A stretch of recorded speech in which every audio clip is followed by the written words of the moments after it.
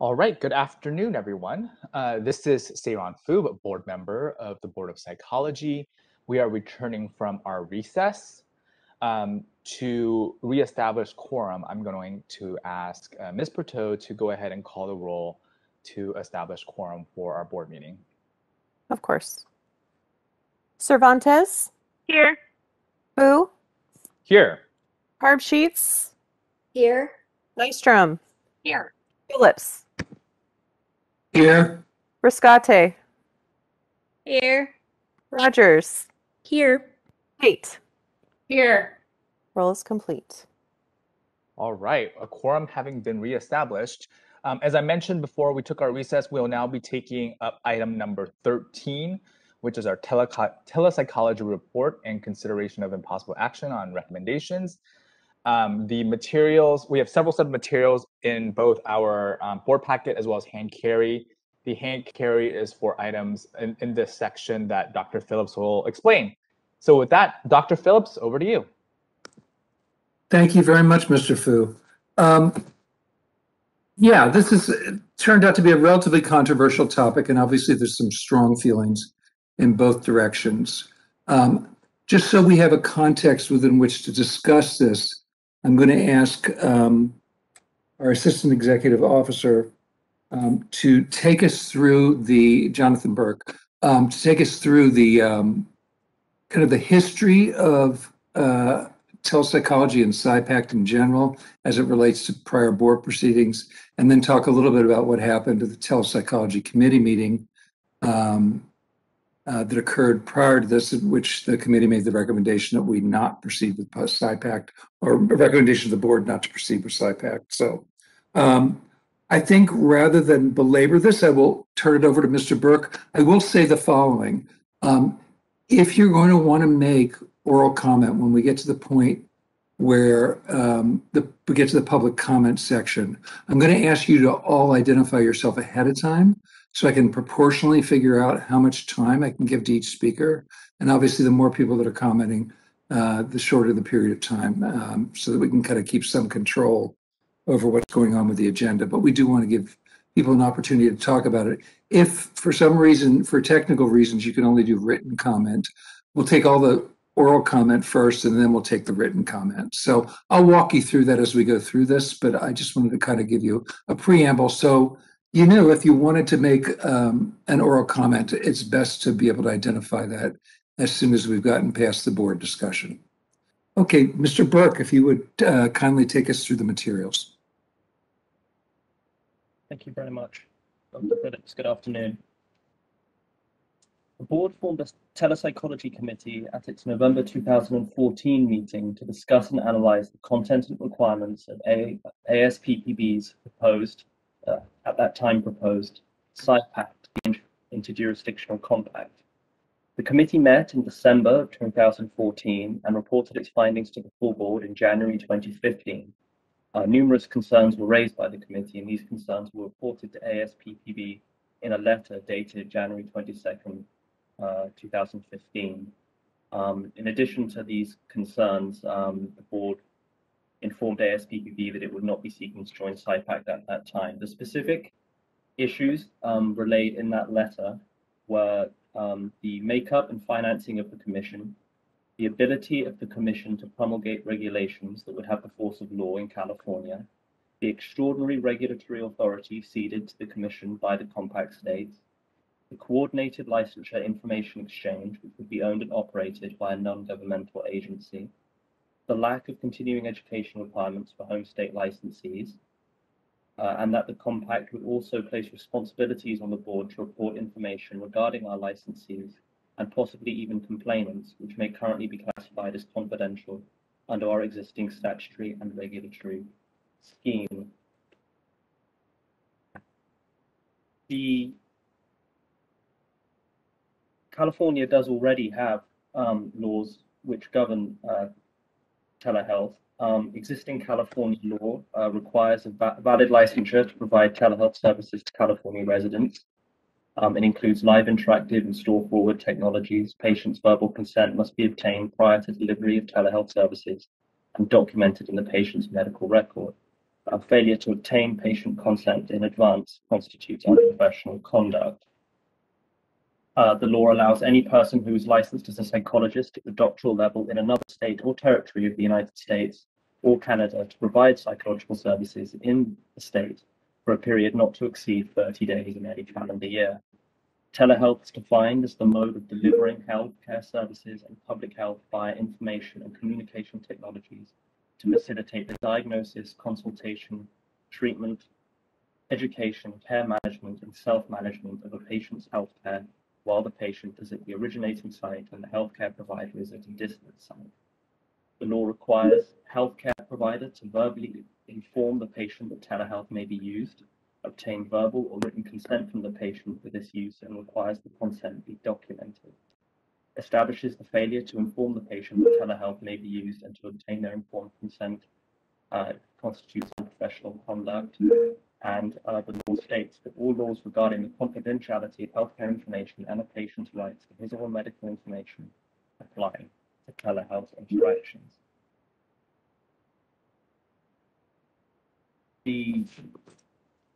With the issues surrounding the COVID pandemic, the issue and the fact that Psychiatrists was actually launched in 2020, Board President Fu reconstituted the board's telepsychology committee. The telepsychology committee met on May 7th, 2021 to review and discuss whether the board should take steps to join the Interjurisdictional Compact, Psychiatrists. At the meeting, the committee heard a presentation from ASPPB regarding Psychiatrists and the benefits of the compact. Subsequently, the committee received a report from board staff regarding the history of Psychiatrists and the board's prior analysis and consideration of this matter. The committee received public comment from stakeholders, including state boards that have chosen not to join Psychiatrists and their reasons for doing so. There were multiple comments. The majority of the comments received at the committee meeting expressed a concern that in order to qualify to participate in Psychiatrists, psychologists must have attended programs accredited to the American Psychological Association Commission on Accreditation. Upon conclusion of public comment, the committee discussed the matter and concluded that they would recommend the board not proceed to take steps to facilitate joining Psychiatrists. Issues of concern for the committee members included the fact that should the board move to join Psychiatrists, it would take on additional workload in a time when staff resources are limited, with no accompanying source of funding from Psychiatrists for the work performed. Psychiatrists would also require annual payments from the board for participation. Other concerns expressed were the variability of licensure requirements, including the continuing education requirements, which can vary greatly from state to state, and the exclusion of a portion of board's licensees due to the APA accreditation requirement. The graduates of these programs have a more significant representation of historically underrepresented groups. This was a particular concern due to its variable impact on California consumers and the exclusion of our licensees, some of our licensees. An additional concern raised was the delegation of substantial authority to a non-governmental entity that would create regulations that would affect the board, California licensees, and California consumers.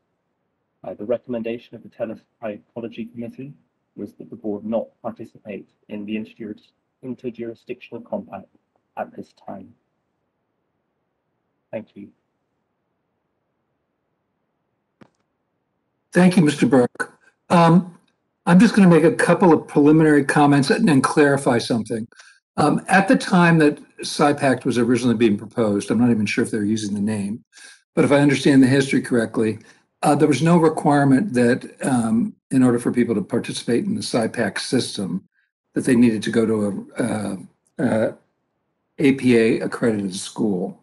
At some point along the way, I think in commission hearings, as it related to the e-passport, that became a requirement to get the e-passport, and you have to have the e-passport in order to make use of the Psychiatrists system. So that issue was kind of, and I don't think through anybody's intention, it was just kind of obscured at that point in time, and probably the objection would have been raised a little bit earlier in this whole process. So I think the four basic reasons we gave, just to recap what Mr. Burke just shared with you, is the exclusion of non-APA accredited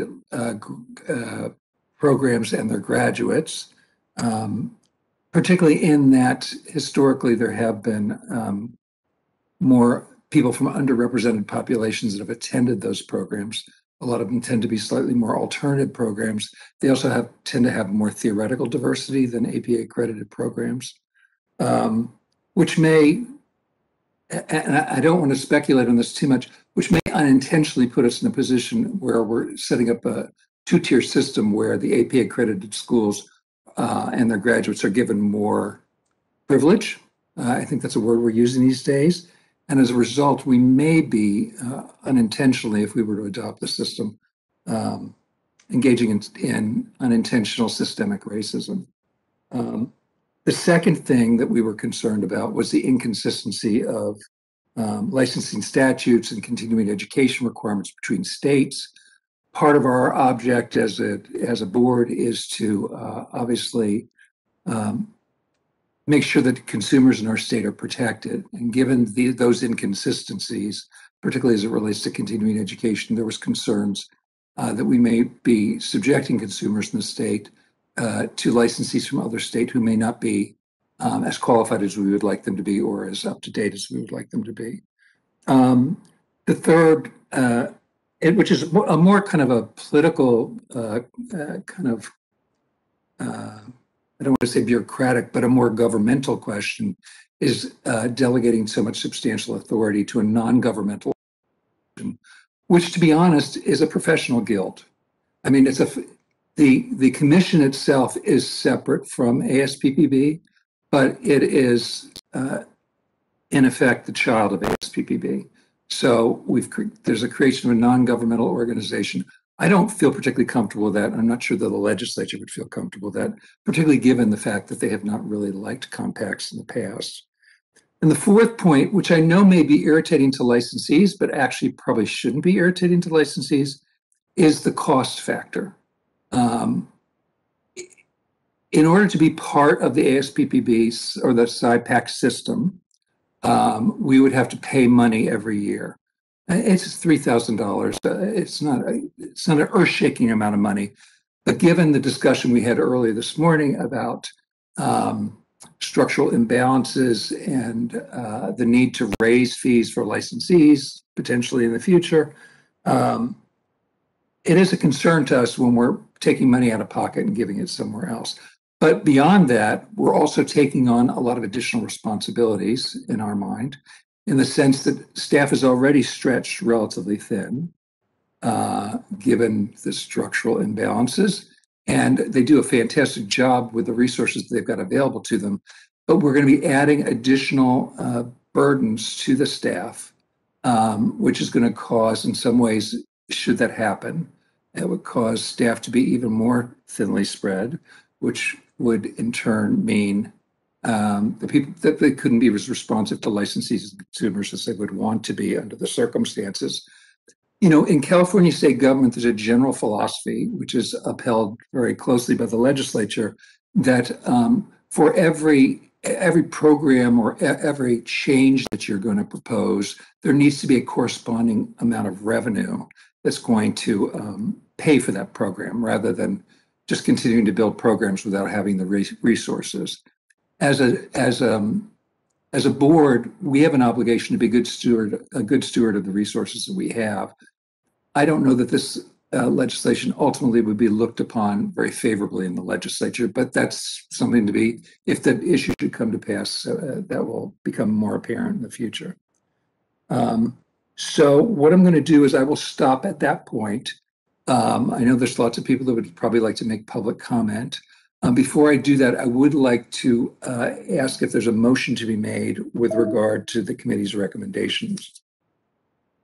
I'd like to make the motion to adopt the committee recommendations regarding PSYPAC. I'd like to second.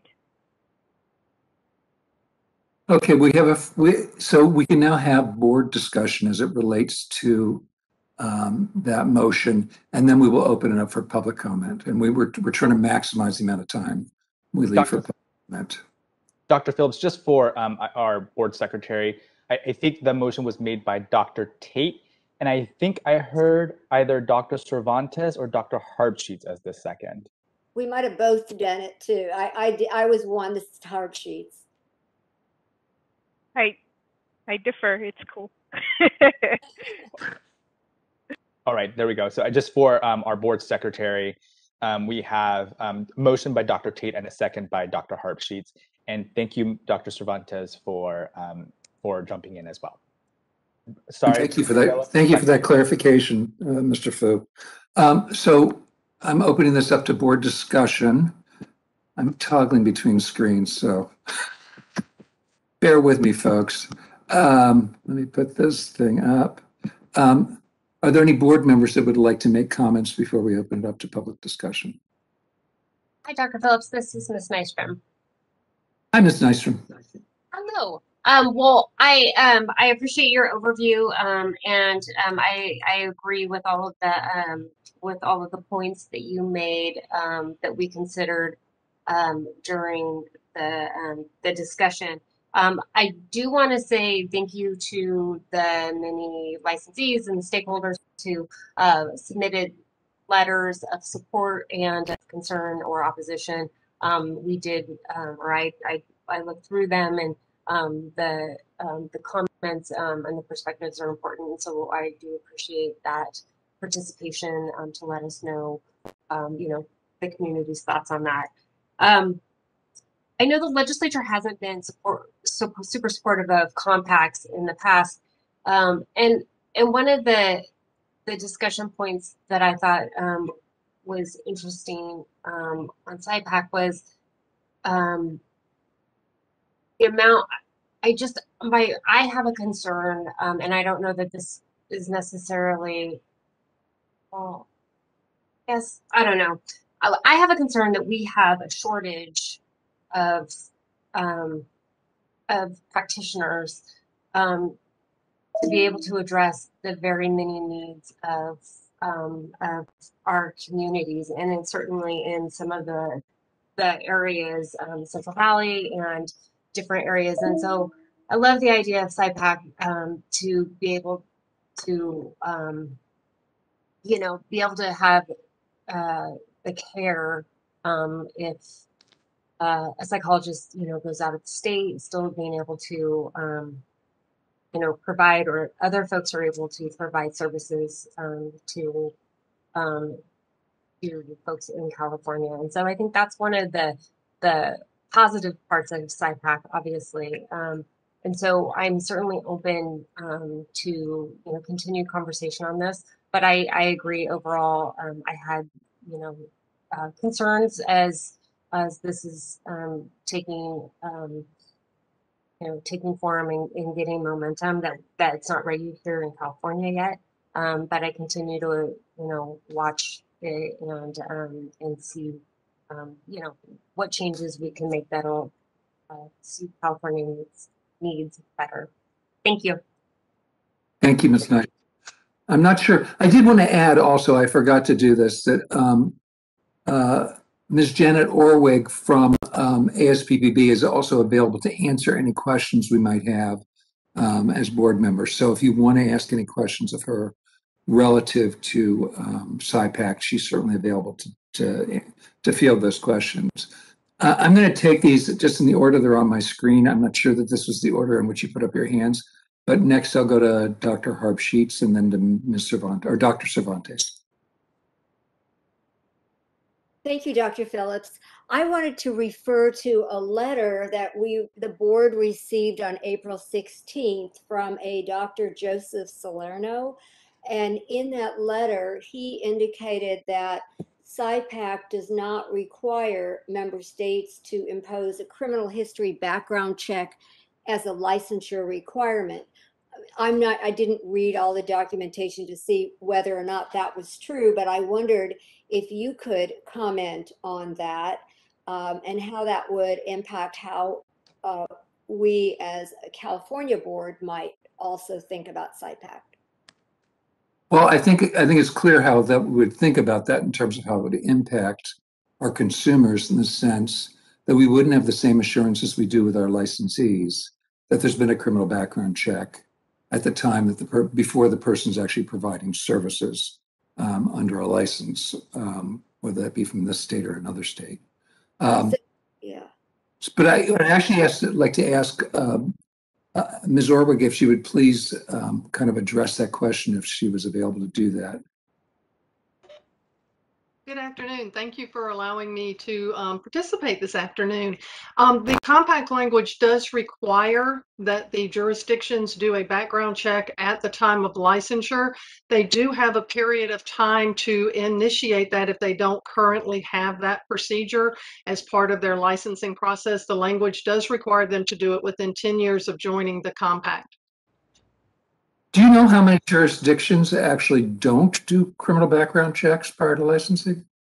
We've added a few new jurisdictions lately, and so I haven't done a complete check on those, but I would say the majority of the people sitting at the commission table do require a background check. Okay. A majority, but not all. Not all. There are a couple that are working on getting the legislation through. So I know there's a couple that still need to do that. Thank you. That's very helpful. Yeah, thank you for that clarification. It was something that was of concern to me when I read that here.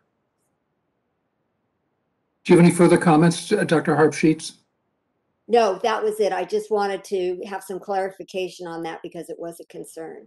Okay. And Dr. Cervantes? Thank you. Thank you, Dr. Phillips, to you and the committee and the staff for such a thorough analysis. I have a question, and it might just be a yes or no. With this compact, is there a pathway that California could adopt it and so that licensees who meet the requirements can benefit from the e-pass? You did make reference to a two-tier system, and I certainly have concerns about that. Right. But I just wanted to pose the question: is this an all or nothing type of, are we looking at something that's all or nothing? Well, I mean, it depends on the way you look at it. I think if you're concerned that we're excluding a good chunk of licensees, and there's a lot of numbers that have been bandied around. I think in terms of current graduates of graduate schools, it's maybe about somewhere between 6 and 10% of the licensing population, the new licensing population. But a lot of graduates of institutions didn't have AP accreditation back in the day. So there's actually kind of a wedge that goes further back in history that gets to be a larger percentage of our licensing population. So we're talking about, I'm going to estimate without the most concrete of figures, somewhere between 10 and 20% of our licensing population. And as I say, historically, they've kind of better represented some underserved populations. So it does create the two-tier system. I don't know how we could join, but we'd have to join knowing that we were excluding part of our licensing population. Now, it might be that at a later point in time, and I believe there has been discussion at the commission of the possibility of adding people from regionally accredited schools, but I don't think it's clear at this point that that's going to happen necessarily. I think some states have a very strong feeling about people needing to be APA accredited.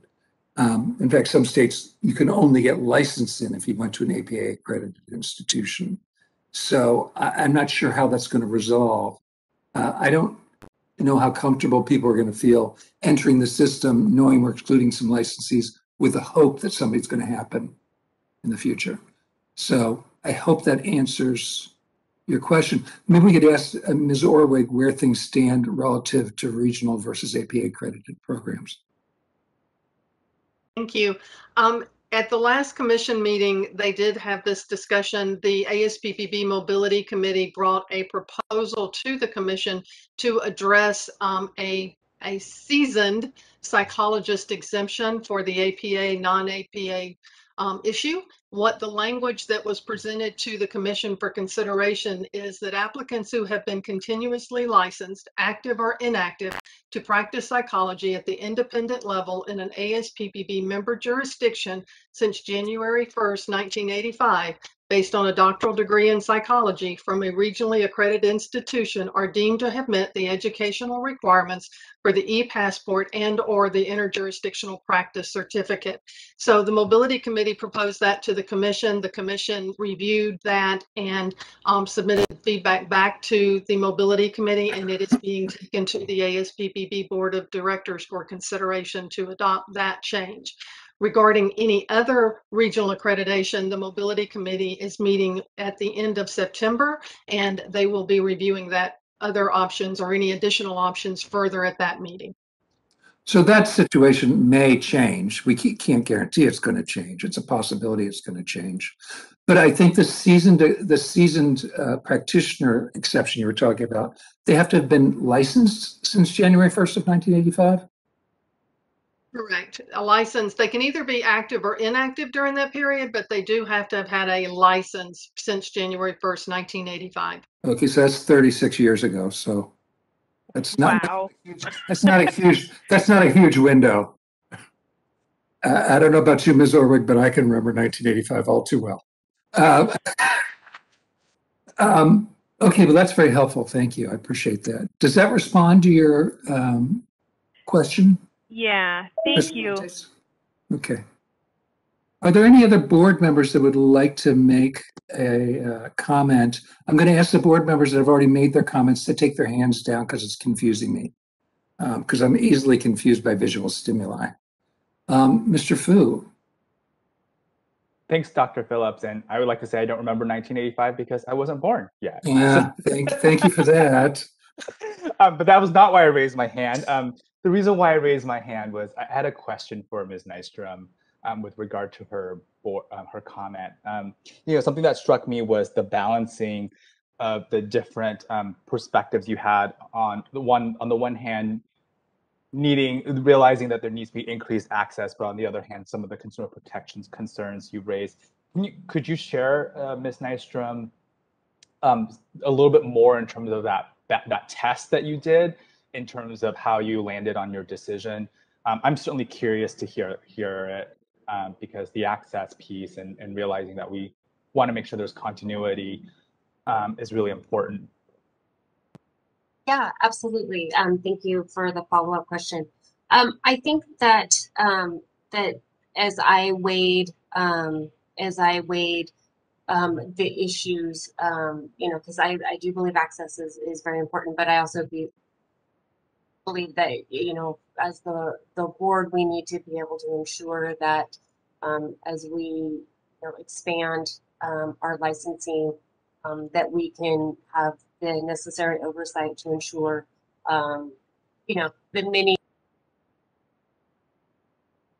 different factors that we, or Dr. Phillips, and that we've been discussing, to be able to ensure that that our current licensees have the opportunity to participate, that and aren't unduly penalized, maybe for not have graduated from an accredited school. I think that's not necessarily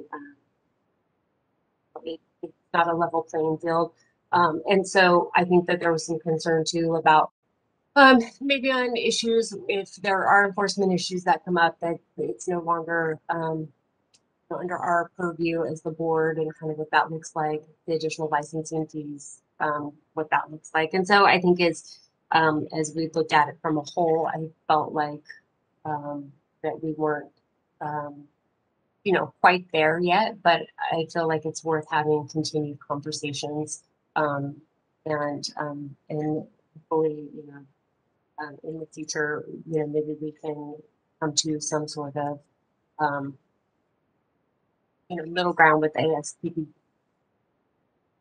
that helpful? That is really helpful. Thank you so much.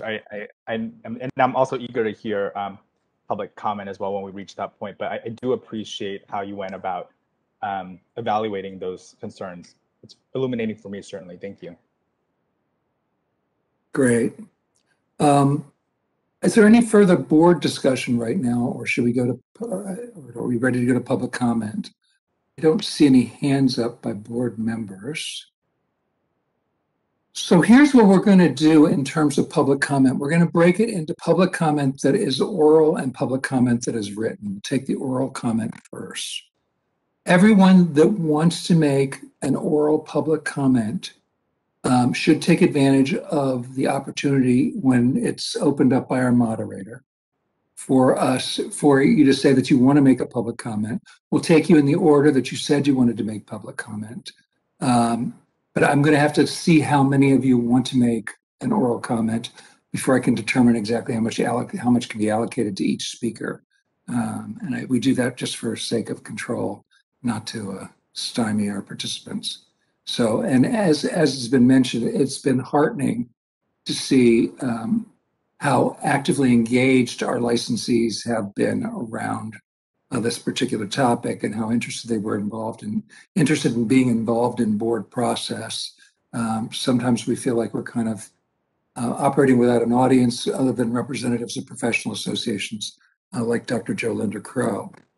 So it's nice to see so many licensees, and I know that we have a lot of attendees today.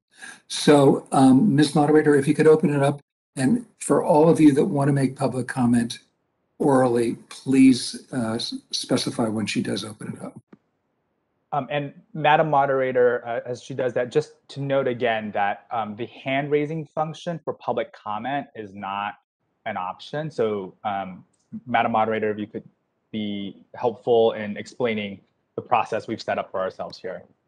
And apologies, Dr. Phillips, for interrupting. I just noticed the hands that went up in the public comment section. Not a problem. Thank you.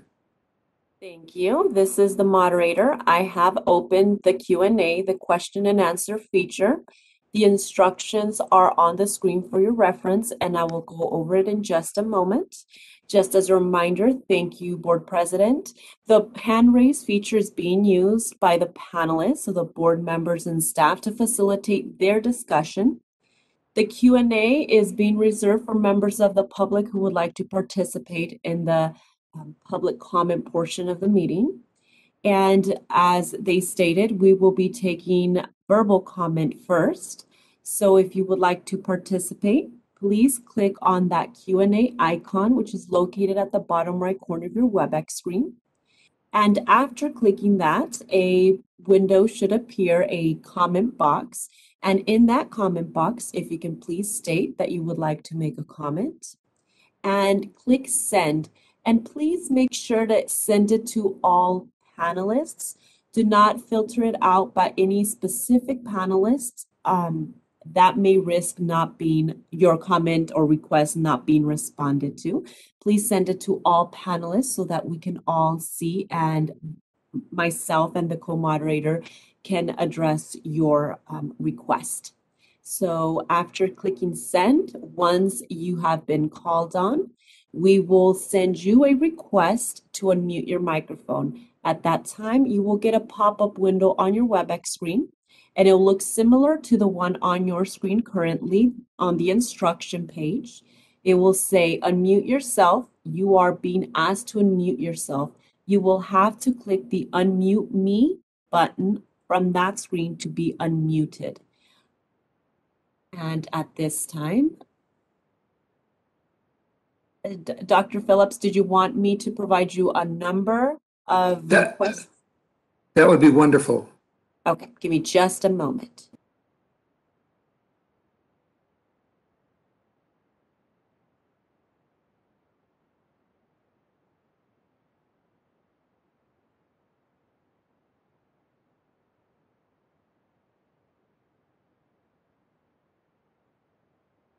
This is the moderator. My count from what I can see on my screen, again, if everybody sent it to all panelists, is 13 requests to make public comment.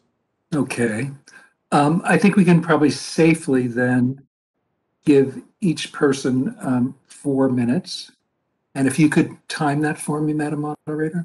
Okay, and another request came in, so we are at 14 now, and we did have 2 individuals that typed out their comments, but you those will be dealt with later. Thank you. Would you still like me to stick to the 4 minutes? Yes, ma'am. Okay. Would you like me to provide a 30-second, 15-second warning or no warning at all? If you can give them a warning shortly before you cut them off, that'd be great. Because the microphone will cut off. You'll be muted. Yes, I will. Don't take that as a personal insult. It's just the way that we have to control these things, given that it's this format. And I am ready to proceed. Would you like me to proceed with the first member of the public? Please. Okay. So again, this is the moderator, and I apologize in advance if I mispronounce your name. Please feel free to correct me.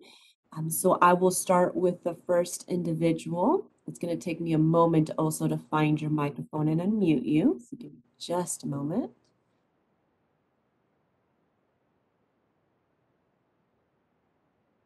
So first individual is Joe Linderkrone.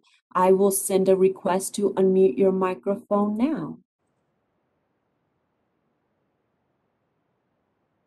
Hi, good afternoon, everyone, and thank you. I'm Dr. Joe Linderkrone. I'm the CEO of the California Psychological Association.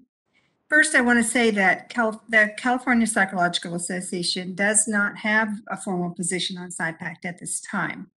We appreciate the fact that if California were to become a participating state, we know it would benefit many psychologists and could also benefit consumers in other participating states who could have access to services from California licensed psychologists. We have members of CPA who support PsyPact, as it would allow them to practice between and among a number of jurisdictions, and we have heard and we have acknowledged their perspective on this. We do continue to believe that this requirement that you have been discussing, that participating psychologists must have graduated from an APA accredited program, unfairly excludes a large number of our members and your licensees. You have talked about the fact that people who graduated years ago would be excluded. Graduates of the 8 regionally accredited institutions whose 12 programs are not APA accredited would be excluded. And current students of those programs will be excluded if this restriction remains in place. It's good to note that the graduates of these programs are known to have a particular interest in serving the diverse communities in California. Also, we have not been presented with any data showing that graduates of these programs provide services that are of a lesser quality, and you must not think so either, because indeed you license them. We attended the meeting of the Telepsychology Committee and really appreciated the deep discussion about the pros and cons of PsyPact. For the board's information, I, along with Dr. Elizabeth Winkleman, our Director of Professional Affairs, have attended 2 meetings of the PsyPact Commission since the Telepsychology Committee met. We, along with others, have emphasized that this requirement does not appear in the original governing documents for PsyPact, nor in the model legislation provided by PsyPact. This is an ASPPB requirement for the e-passport, and because it was added more recently and was not an original requirement, it has seemed to a lot of people like the proverbial changes of a horse in the middle of the stream. In a continuing effort to find a solution to this, CPA recently sent a letter to ASPPB's Mobility Committee, which has the responsibility for the e-passport in making a recommendation to the full ASPP board.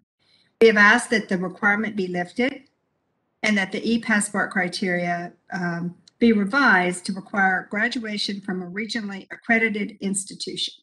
Once again, this requirement is not a part of the PsyPact governing documents nor the model legislation. We're really hoping that ASPPB will continue to consider this change that we and many others now throughout the country have raised with them, and that they will be responsive to the many people who are very concerned about this. We're really hopeful that this board might, with your actions, add your voice to this ongoing discussion, something we think is an ongoing discussion. Given the number of licensees in California, you have the ability to influence decisions regarding PsyPact. We're very hopeful that at a later date, with continued efforts, PsyPact will be a more equitable compact that can be considered in California. Thank you very much. Thank you, Dr. Linderkrone. And Madam Moderator, would you like to call the next person? Yes. The next individual that requested public comment is Willow Pearson. I have submitted a request to unmute your microphone.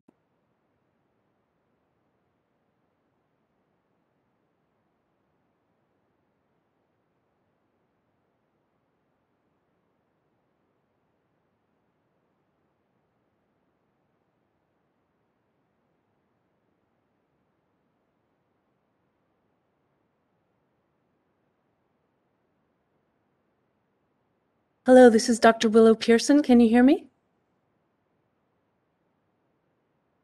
Yes, we can hear you. We Okay, can. great.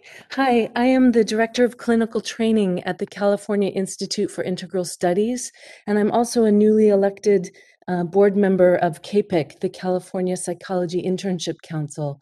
And I'd really like to focus on making two key points today to reiterate some of the telepsychology committee's initial reasons for deciding not to recommend not to adopt PsyPact.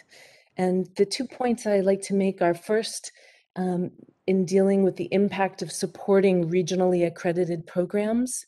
The first point is that supporting regionally accredited programs supports theoretical diversity, which in turn protects consumers, and this is vital.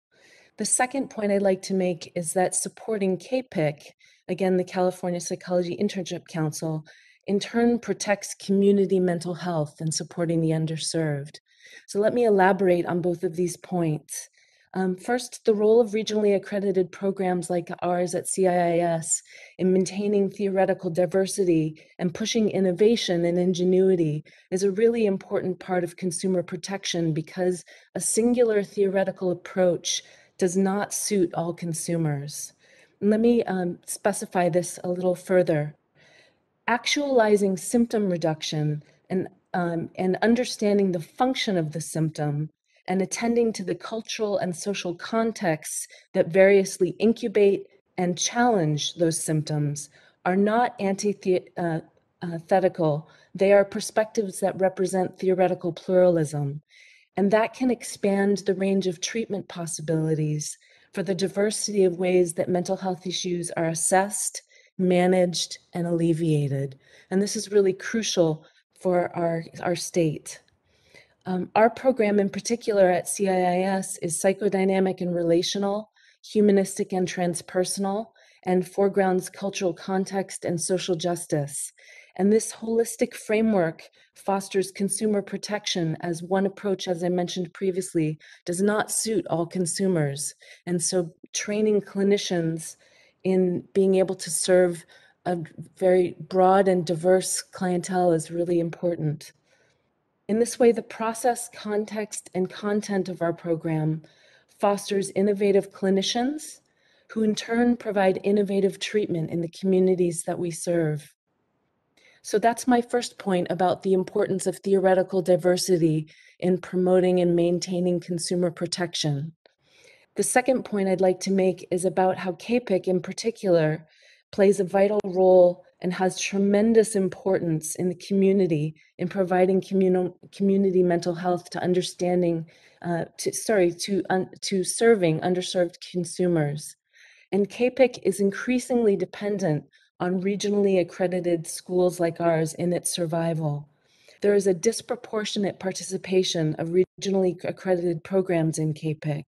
And in order to support regionally accredited programs to support Kpic, this in turn supports community mental health and the underserved. So this is particularly to the point that Ms. Nystrom brought up about her concern for care for the disenfranchised in our state. 20 and seconds. I want to make the point that a vital way that we can care for the disenfranchised in our state is to support Kpic, which has such a primacy around community mental health and the regionally accredited programs that make up the broad constituents of Kpic. Thank you very much for your time. Thank you. Madam Moderator, next person. Yes. The next individual, Kent Grelly. Kent, I'm going to request to unmute your microphone at this moment.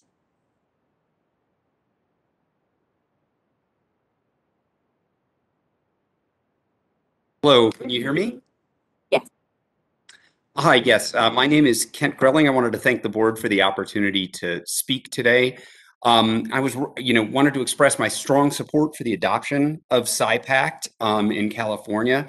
I'm a California licensed psychologist. I've practiced here for over 2 decades, treating children, adults, and families, many of whom diagnosed with autism spectrum disorder.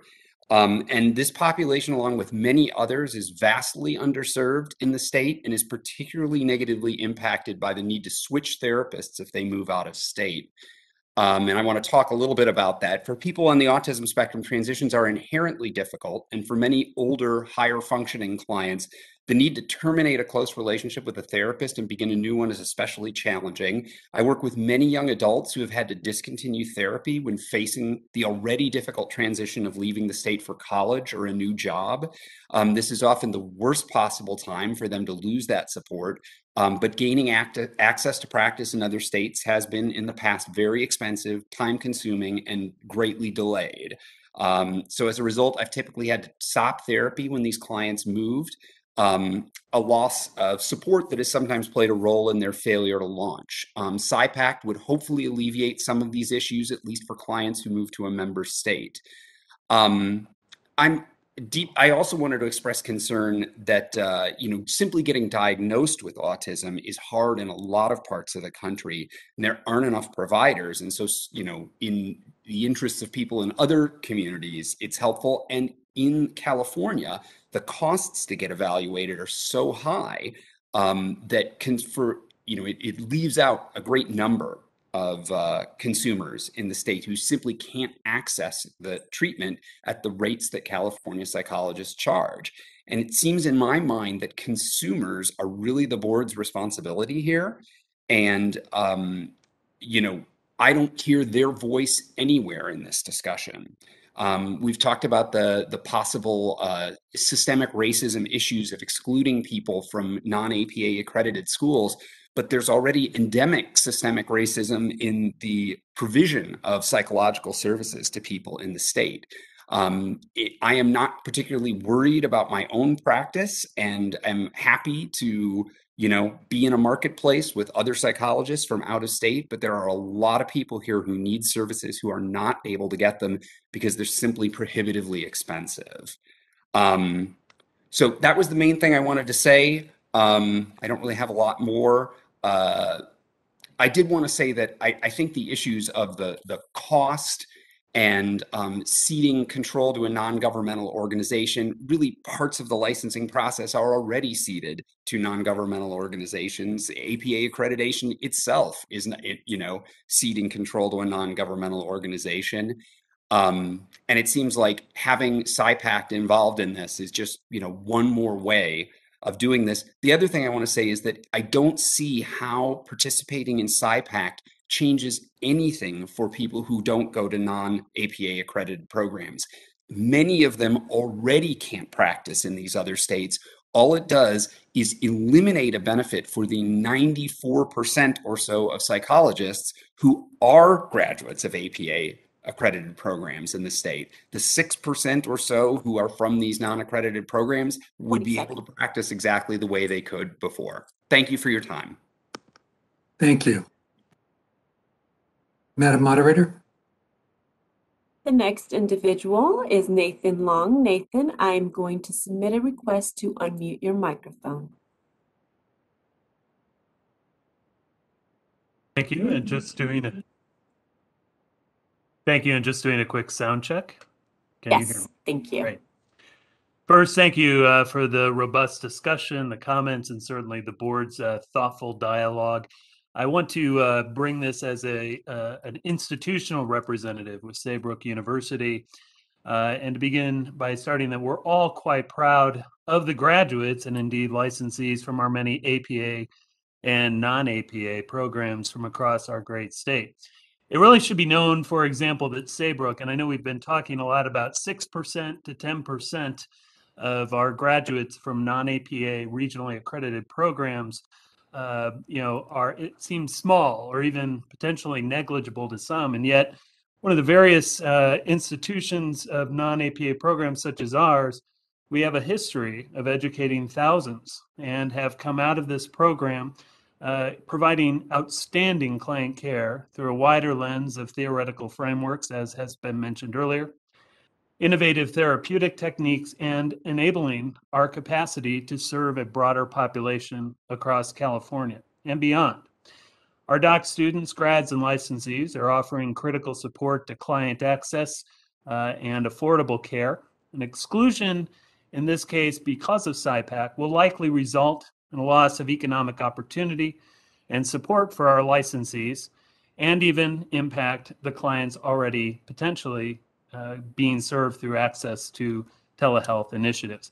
In summary, the resultant exclusions as a result of joining PsyPac for our non-APA programs really likely negatively affects the practitioners, our clients across the state of California and elsewhere. And I appreciate the board's consideration of recommending not to adopt PsyPac. Thank you. Thank you, Dr. Long. Madam Moderator? The moderator, the next individual is Lonnie Chow. Lonnie, I have just submitted a request to unmute your microphone.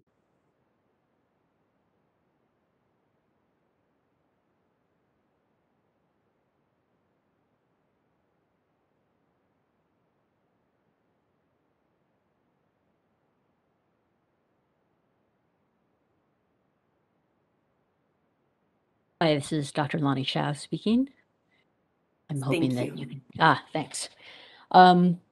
Thanks for the opportunity to speak. I wanted to appreciate the committee, Drs. Phillip and Burke, for their, I thought, really excellent points on this issue. And though my concerns include all of the points made in their presentations, there's one in particular that I personally wanted to highlight. I'm a Asian Pacific Islander licensed psychologist in California, and I've been working in doctoral education at CIS with a specific focus on community mental health services for my entire career, which is several decades now.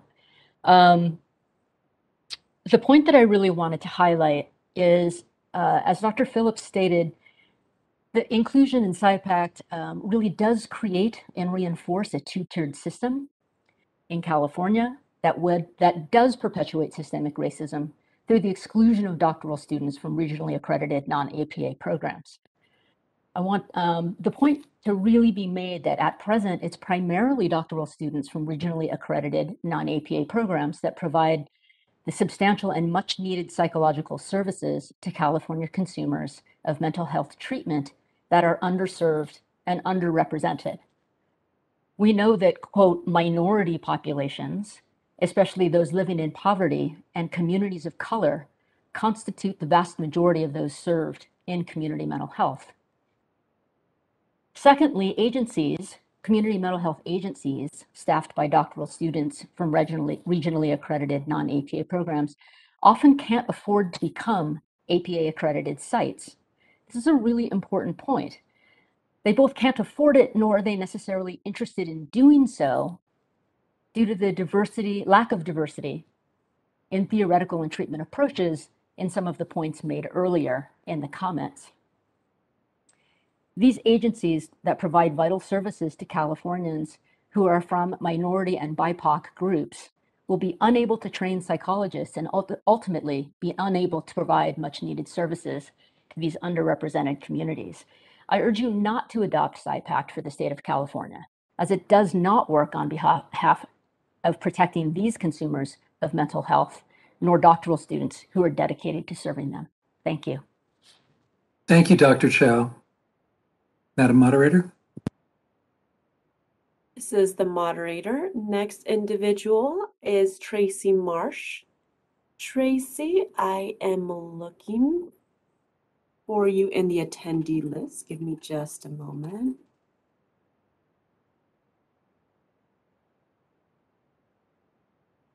Found you. I will lower your hand and I will unmute your microphone.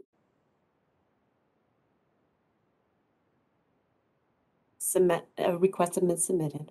Thank you. Thank you. Thank you very much. And thank you for the opportunity to speak at today's board meeting concerning the California Board's consideration of SIPAC membership.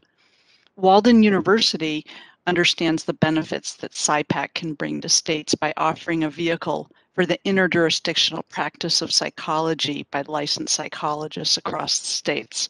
With the increased mental health needs of our nation and the shortage of mental health professionals, it is important that psychologists can offer their services across states to address the mental health needs of our nation.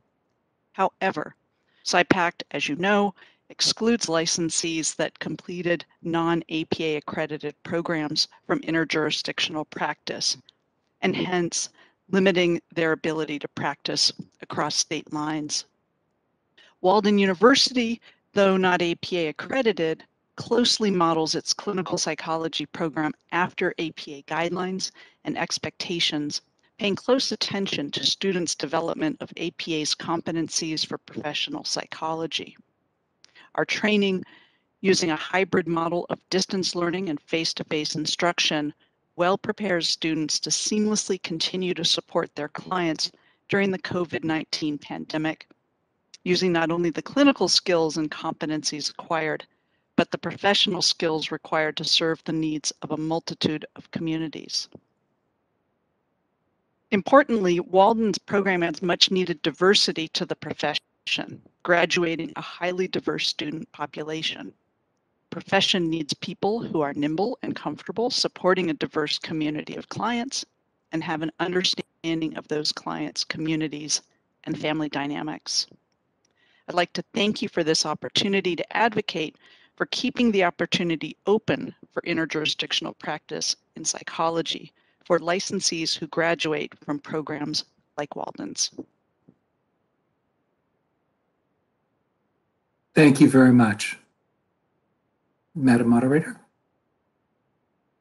Next individual is Dr. Andrew Harlem. I have submitted a request to unmute your microphone.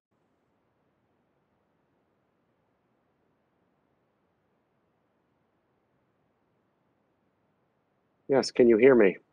Yes, thank you. Yes. Thank you for the invitation to speak, and thanks to the board for its thorough and principled consideration of SIPAC. You know, of course, there is value to increase licensure mobility, and additionally, the reduction of interjurisdictional barriers would eliminate one barrier to care continuity. It's a fairly small barrier, I want to note, compared to those introduced by third-party payer policies and the many, many economic and cultural forces that impede longer-term mental health services. It's also noteworthy that those consumers most affected by that particular barrier are typically higher income, socially mobile, private practice patients, people with resources to access the full spectrum of mental health services. I think it's really important to make a distinction between the continuity of care imperative and the access imperative. California has 12.5% of the population of this country and 23% of the psychologists. We have enough people within the state to serve. It's differentially distributed. There are some counties that are under-resourced with psychologists, but you know, within the state, we have plenty of psychologists to serve our population, those numbers suggest. It's unfortunate the ASPPB has decided to pursue these worthy aims of licensure mobility and continuity of care through an initiative that divides our licensee population into haves and have-nots. The differential impact doesn't stop there, as you've heard. Were this to be adopted, it would effectively cripple a group of educational institutions whose students provide a large and disproportionate amount of mental health services to our most disadvantaged consumers. It's also important to note that it's not just the regionally accredited graduates within California that be impacted, but from across the country. I'll say more about the numbers in a minute because I think that's important too. You know, the APA has been choking off regionally accredited programs for 3 decades now. At first, this came directly through pressures of boards of psychology to adopt its educational vision into licensure law.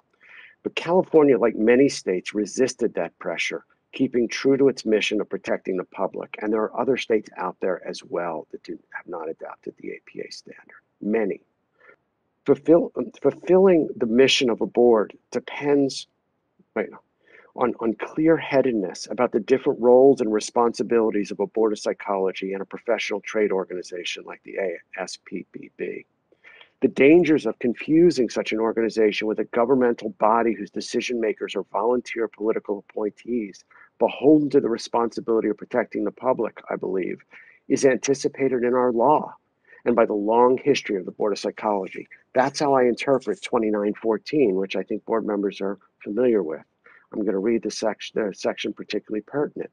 It says, no educational institution shall be denied recognition as an accredited academic institution solely because its program is not accredited by any professional organization of psychologists. Psypac, right? That's what is going on here. It's precisely what's going on here. And there's a reason that's in California law. It's to make sure that the interests of the profession do not overtake the board. So by the board sticking to its own principles, it is doing consumer protection. Okay, so Psypac is, I'm going to go to the numbers now because this is really important. I think creates a two-level playing field. Listen, if the number's not 6%. The number was 6% in 2018, right? In 2008, it was much higher. In 1998, it was much, much higher. And in 1988, it was the majority. The number is much more like 20%, certainly 10 to 20%, which is 18.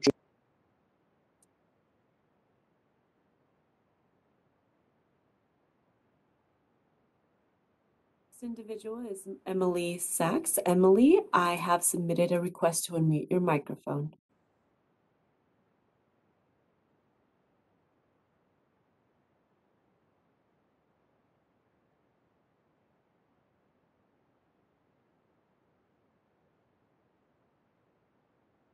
Hello, can you hear me?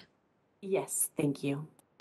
Okay, I want to thank the board for the opportunity to speak. I want to speak strongly in favor of the Psypac legislation. I also am a psychologist practicing in California, and I am the program director for a pilot program to bring access to mental health care to one underserved population, which is journalists all around the country. And that's how I come to my position, that's a population, just one population who cannot generally afford private practice care. And I want to speak just a little bit about where those of us who support Psypac are coming from. There are a large number of us. Back in the beginning of the summer, I sent out a petition urging the California Psychological Association to seriously consider our desire for them to support the adoption of Psypac legislation in California. And although I only sent it to a few professional listservs, it has been signed by now over 450 California residents. When I'm talking to psychologists who want Psypac passed, including colleagues that I have from non-APA accredited programs, the reasons that I'm hearing are for the public interest. Those from the non-APA and CPA accredited programs are not alone in working to serve underserved populations in California. I agree that it's a problem that those licensed in previous generations and those from non-APA, CPA accredited programs are excluded. This eliminates many qualified professionals from helping patients outside of California. However, I do not believe that this is enough reason not to support Psypac legislation, considering the benefits that it confers for not only a large majority of California psychologists, but most importantly, the urgent consumer needs that it addresses, both in California for those who would like to be able to see more affordable practitioners outside California, as well as those around the country. Most importantly, I want to point out that there's no evidence that refusing to support the legislation will change this part of the policy, and that there is nothing necessarily to stop us from continuing to advocate for expanding the privileges after Psypac is enacted. I have personally experienced the benefit of the COVID emergency orders helping underserved populations out of state who could not be served by the particular specialties that I have as a graduate of California programs. However, those privileges are coming to an end, and like Dr. Grelling spoke about before, we are having to sever those relationships. To me, that access question is more about access to the appropriate specialties than simply the continuity of care for people already in care, and that is for California consumers as well as consumers outside of the state. I will give over, the rest of my time. I think that there's a point that has come up about what percentage are we talking about in terms of those from non-APA, CPA accredited programs, or those who graduated before these were the accreditation policies. Is it 10%? Is it 20%? Is it 6%? We would, I think, benefit from knowing that and from having more discussion or evidence about why this would hobble those programs. Again, not the only ones working for community mental health by any stretch, but also what is the evidence that we have for that? But because This is the moderator. Next individual is Paulina Barahona. I've submitted a request to unmute your microphone. Thank you, Madam Moderator.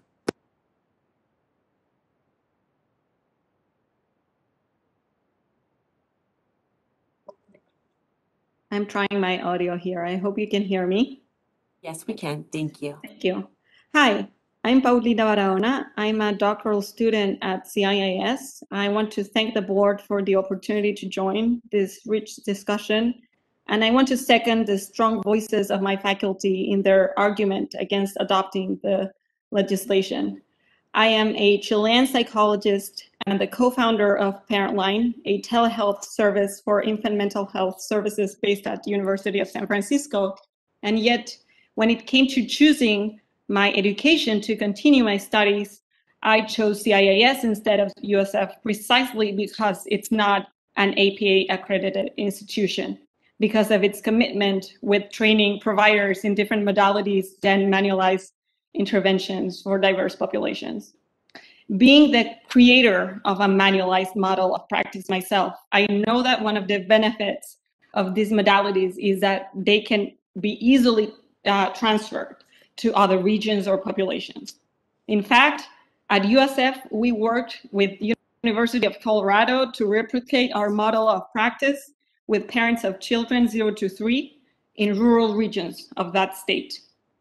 But to the other consumers of mental health services of California, the students who come from all over the world to study here, regionally accredited institutions, or better yet, APA accredited institutions are not necessarily a warranty for quality of training or service, but rather a seal of alignment with a certain modality of practice that is helpful in the treatment of certain issues, but not all. And in that way, regionally accredited institutions offer training in theories and models that are based in evidence coming both from research and practice that our financial and political systems cannot address. Excluding the graduates from regionally accredited universities from telehealth practice would effectively limit the resources to serve our communities, particularly those who have lack of access to services because of their background. Just to give you a reference, today I came across this study from the CDC, and I want to share that during August 2020 and February 2021, the percentage of adults reporting an unmet mental health care need in California increased from 9% to almost 12%. So enabling the capacity of the state to reach those who need services through telehealth using all the providers available in the current environment is really critical. Thank you very much.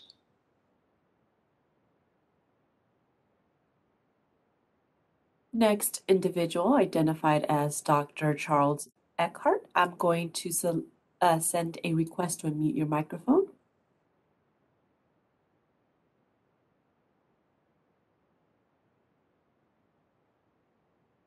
Hello, this is Charles Eckhart. Can I get a mic check?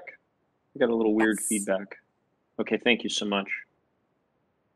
Thank you very much for the opportunity to hear public comments. And thank you to the board for hearing us out here. I'm going to read a letter on behalf of myself, Nancy Burke, and Oksana Yakushko. I'm the Director of Clinical Training at Pacifica Graduate Institute's Clinical Psychology Program. And I'd like to make very clear from the beginning my strong opposition to membership in PsyPact, and I'd like to make clear why. We're writing to express our concern regarding the BOP's decision to consider the participation in PsyPact, the interstate compact for licensed psychologists. It's our understanding that the board has decided to review these proposed guidelines for a variety of reasons. While many states have thus far approved PsyPact's guidelines, we see this proposal as a threat to equity for patients and consumers of psychological services in California, and for the many psychologists educated at regionally accredited doctoral programs, and for regionally accredited doctoral programs themselves, which could potentially be dried up. We're especially concerned that PsyPact's standards are inclusive of only those psychologists who graduated from APA accredited programs. As you know, this excludes a substantial number of psychologists, whatever the number, and doctoral students in the state of California who graduated from regionally accredited programs. We view the APA requirement as a threat to diversity in the field of clinical psychology, both regarding access to clinical services and regarding training, supervision, and clinical work in the ways we outline here. Limiting interstate consumer access to only those psychologists who graduated from APA programs has serious implications. First, regionally accredited doctoral programs are, by our estimate, responsible for the education of at least 10% of the clinical psychologists in the state. Cutting numerous fully licensed psychologists who train and practice in this state out of the available pool of interstate telemedicine providers will dramatically limit both the availability and the range of services nationwide, leaving consumers less likely to access care when they need it most. Second, we need to ensure the viability of regionally accredited programs because students who graduate from them are more likely to serve Californians, and especially to serve those from marginalized communities. These graduates are more likely to stay in state after graduation and to provide counseling services directly to diverse members of our communities. Indeed, many of the trainees and graduates of these non-APA programs offer much needed support to those clinics and organizations that provide the majority of clinical care to marginalized and underserved people. Disqualifying fully licensed psychologists from providing interstate telemedicine psychotherapy to any Californian in need is a particularly serious threat to patients who are currently working virtually with these providers, as well as to the many who require such help. In addition, adoption of PsyPact's interjurisdictional proposal limits diversity in the theoretical orientations of psychologists, as well as in the range of programs in which they train. APA accreditation efforts over the past decade have moved mainstream psychology towards a monotheoretical orientation, as we've discussed. 20 seconds, goodness. But most importantly, let me say that non-APA programs send an outsized portion of interns to community mental health programs that cannot afford APA accreditation. And to cut these off is a serious limitation to those patients. This is the moderator. I muted the microphone. Just a friendly reminder, everyone is getting 4 minutes. I'm giving 20-second time warning reminders. Next individual is Renee Demetz. I'm going to submit a request to unmute your microphone.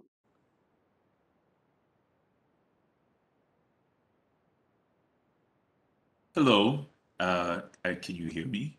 Yes, we can. Thank you. My name is Dr. Renee Dumais, and I am the chair of the California Institute of Integral Studies, PsyD program. And I want to say at CIS, we believe the adoption of PsyPact would place our students at a severe disadvantage within the psychology marketplace, but also the clients who are disadvantaged and underserved, who they respond to and work with. And similar to what others have discussed before, I would like to address myself to the issues of diversity, inclusion, and equity as it relates to SIPAC. I am a person of color, and I'm also an immigrant from Jamaica. And this gives me a particular perspective on this specific issue. Most of our students work in community mental health settings with socioeconomically disadvantaged individuals, minority communities, and marginalized groups. Our school, our department, and our clinicians have always been at the forefront of social justice in psychology, education, and in practice. We believe the public is best served by multiple voices, multiple approaches, and multiple interventions. We are committed to culturally appropriate interventions. And our sister universities and colleges are also, will be seriously impacted and are also committed to these endeavors. Schools such as Antioch, Pacifica, Saybrook, Sophia University, the Chicago School, California Southern University. Together, we produce hundreds of graduates every year and provide tens of thousands of clinical hours in California through the public mental health system. As I stated before, many of our students and graduates work exclusively with disadvantaged, underserved minority communities who seek to have clinicians who are similar in racial, ethnic, and socioeconomic status, that understand their unique challenges of discrimination, oppression, and systemic racism and classism. For many of these clients, the needs for mirroring and an idealized model and twinship from their therapists are crucial therapeutic elements for their growth and healing. Through this year of the global pandemic, it now seems that a large portion of psychological services will occur electronically. It is likely that psychologists are going to depend increasingly upon telehealth to earn a living and might very well become a requirement of California's psychological licensure. In this circumstance, we see our institution and our students as being unnecessarily discriminated against if SIPAC is carried through as planned. And again, I repeat, we believe the adoption of SIPAC should not go forward and that it should not be adopted. Thank you. Thank you. Madam Moderator? Yes. Next individual is Melody. Give me just a moment as I find Melody in the list. Melody Schaefer, I'm going to unmute you at this moment. I submitted a request. Thank you for promoting me and permitting me. I'm speaking on behalf of the California Psychological Internship Council Board of Directors, of which I'm chair. Over the 30 years of Kpic's existence, our membership has and continues to be a compilation of doctoral programs in clinical counseling and educational psychology, and pre-doctoral and postdoctoral program internships. Kpic is recognized in the Board of Psychology's rules and regulations. 11 of our 25 doctoral psychology program members and 1 program affiliate are comprised of regionally accredited institutions and are non-APA accredited. These programs collectively and currently represent over 3,900 doctoral psychology students. The Kpic board interprets the inclusion and exclusionary criteria for application to be discriminatory, with no rational reason that can be understood as to why the ASPPB would exclude regionally accredited, non-APA accredited program graduates from having access to provides telepsychology services through the SIPAC. The California BOP Rules and Regulations identifies 2 sections of the regulations that stipulate the inclusion of doctorate programs in psychology from a college or institution of higher education that is accredited by a regionally accrediting agency recognized by the U.S. Department of Education is valid for licensure in our state. The exclusionary criteria of the PSYPACT as currently written would have a direct deleterious impact and diminish professional opportunities for a significant number of licensed psychologists in California that meet state of California licensure criteria, as well as students at the non-APA programs pursuing their degree. Our concerns include whether the Board of Psychology accepting and implementing the PSYPACT in our state may result in a restraint on trade on those psychologists excluded, and anticipate the possible significant financial losses due to an interference with business advantage. In addition, it's of concern that conflict of interest may be inherent to the PSYPACT process, although not intentional, as it may be viewed as self-serving. ASPPB and its affiliation with APA may collect fees from applicants and other funding streams that would make it more profitable to promulgate an inclusion only of APA-accredited program graduate licensed psychologists. Perhaps more importantly, the criteria does not honor the quality and range of these educational opportunities. Our state has a rich history of diversity of residents, which is reflected in both the consumers of psychological services as well as those who seek to acquire the commensurate education leading to a licensure as a psychologist. It would seem counter to what our great state holds dear to entertain a program that would undermine the values related to diversity of persons and opportunities.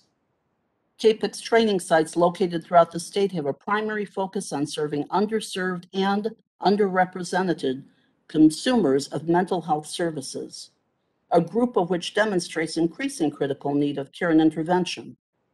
Doctoral students from these institutions comprise the majority of Kpic interns providing these services.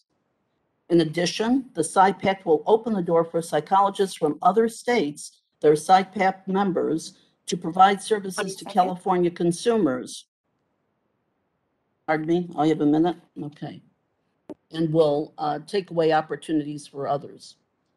The Kpic board respectfully requests the board to consider our significant concerns and to vote against accepting the PSYPACT in California if the description. This is the moderator. I'm muted. The member of the public, and I apologize, that was 20 seconds.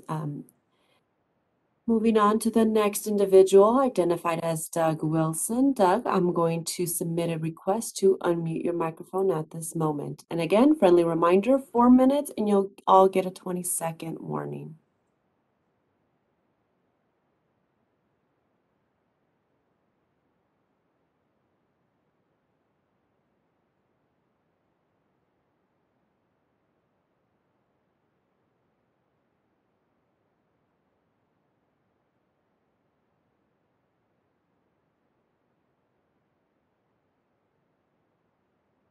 And this is the moderator.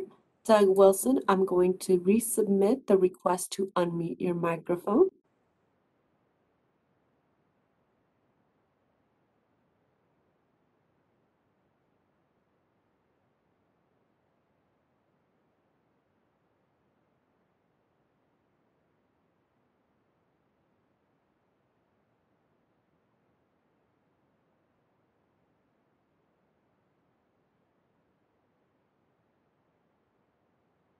Board President, would you like me to proceed with the next individual in line and come back to Doug Wilson, or shall we continue moving forward and not come back?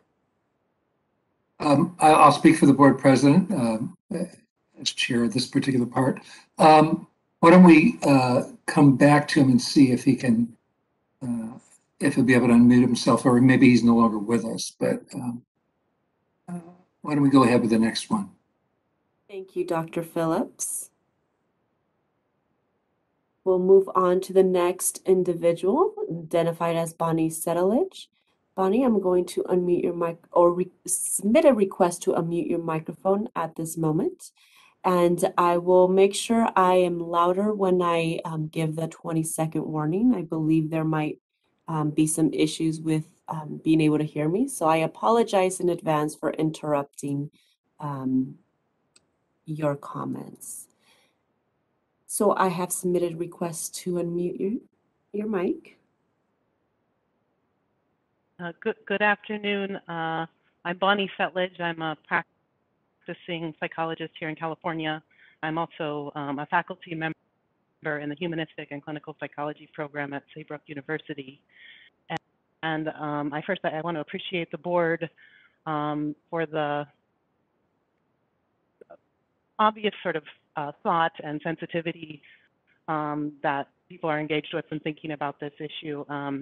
I feel strongly that we should not become a member of PsyPact at this time. I feel like many people have said more eloquently than I have at this point, many of the arguments for why, both in terms of supporting diversity in theory and thought in our practitioners and and surrounding issues with equity and diversity. I'm proud that California has been such a strong supporter of diversity of theory and approaches as a state, as a board of psychology, in comparison to a lot of the other states, and I feel like we are in a position as one of the largest states, as the largest states in some regards, to be a leader. And I appreciated the sort of historical context that Dr. Phillips gave at the beginning about this requirement, that it wasn't necessarily fundamental to the idea of PsyPact, but it sort of happened with the requirements for the e-transport or e-passport, as I understood it. And it seems to me that if we were to not agree to participate because of this requirement, that it could show some leadership and result in a change perhaps to this requirement. I think the idea of moving ahead and then hoping it will change in the future would result in a lot less leverage to take on that type of leadership role. I think that's all I wanted to add, and once again, I appreciate having the opportunity to speak. Thank you. This is the moderator. Doug Wilson had withdrawn his comment. He submitted another comment saying that he withdraws. And moving on to the next individual, give me just a moment as I skip through some of the written comments. Individual identified as Marina Smirnova. Marina, I'm going to unmute your microphone or submit a request to unmute your microphone at this moment.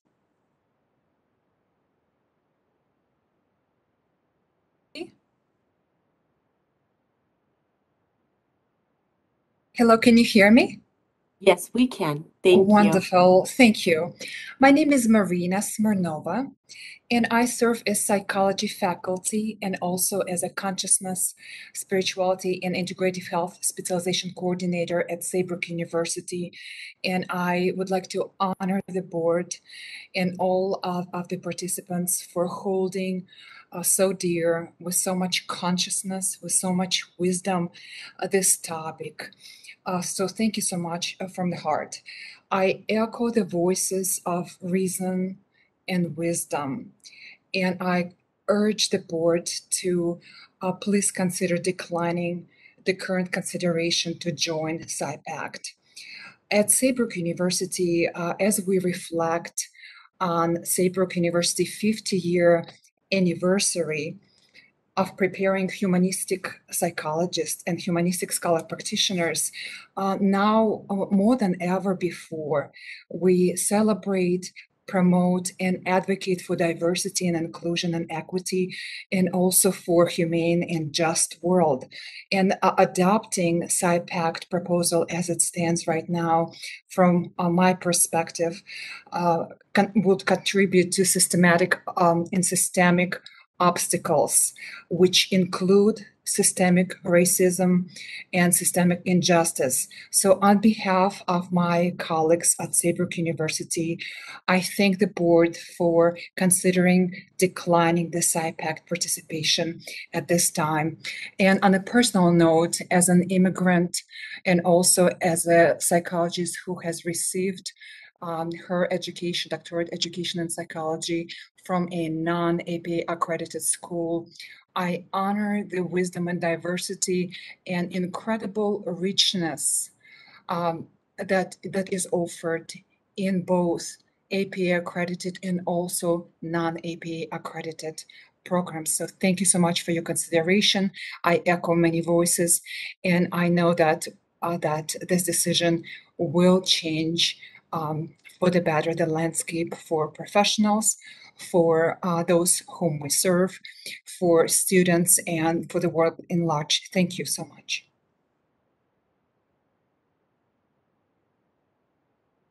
Individual, Alina Perez, I've submitted a request to unmute your microphone.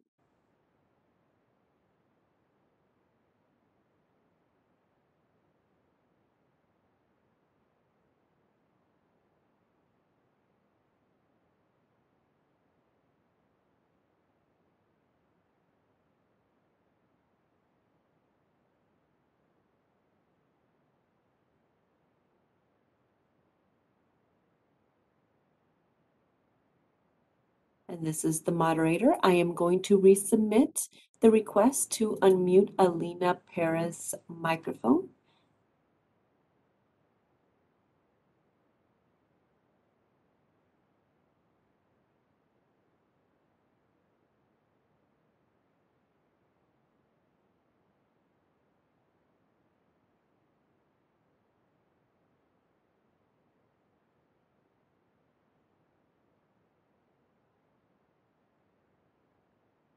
Okay, this is the moderator again. Dr. Phillips, that was the last request to make verbal comments.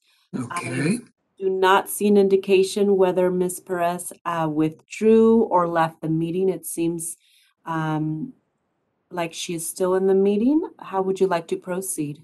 Maybe we can go through the written comments, and then we'll come back and see if Ms. Perez can speak to us. So if you have a written comment and haven't had an opportunity to make a oral comment, and we ask for those written comments for people that can't make use of the technology in the way that it's designed because of the new format.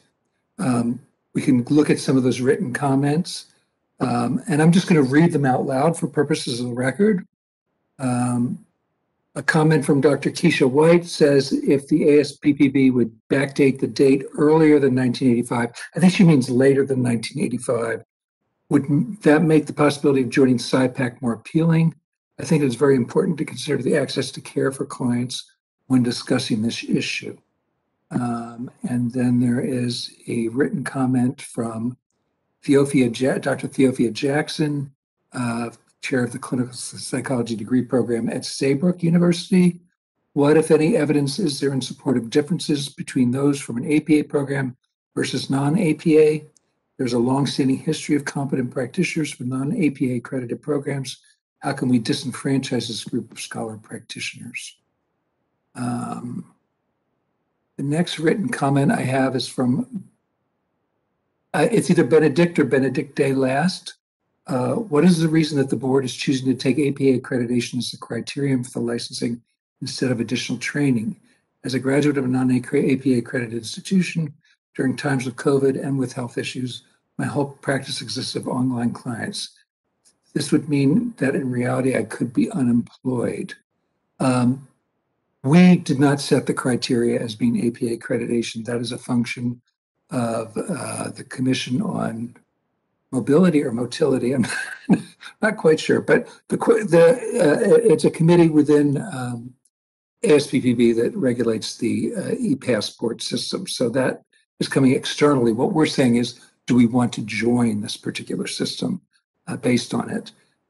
Keep in mind that without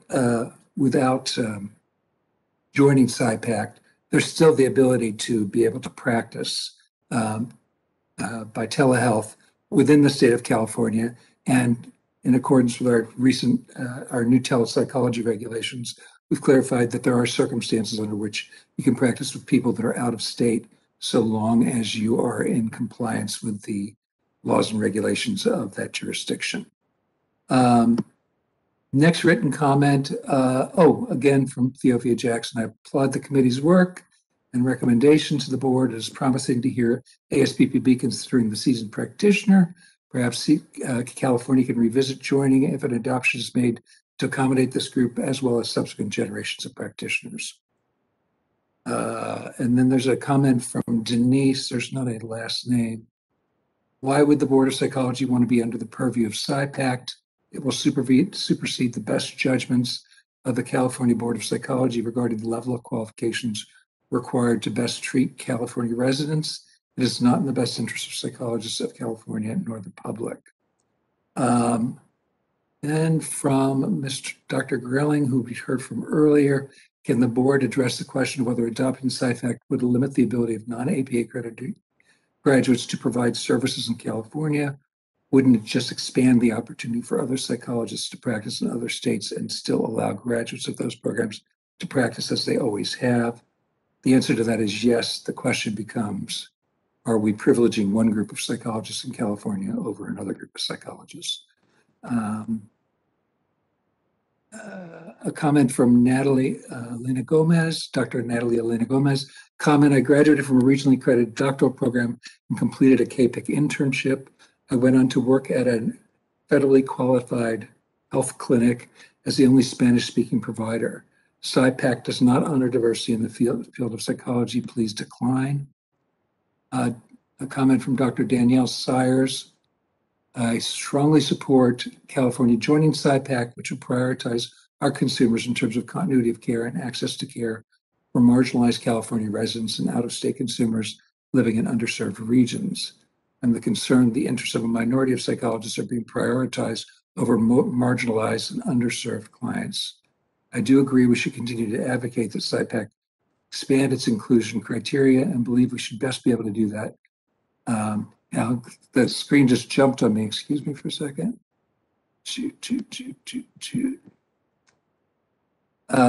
Would best be do that as a member of Psypact. Okay. Next comment comes Theophia Jackson again. No, I did those already. Excuse me. I think that's the last of the written comments. Do you see any of the written comments, Madam Moderator? I do not, with the exception of that last one from Theophia Jackson. I concur. The one that starts with I concur. Okay. Thank you very much. So the one from, this is a new one from Theophia Jackson? Sorry, go ahead. Now there's one from a Marjorie. Thank you for all the representatives of the regionally accredited schools for speaking.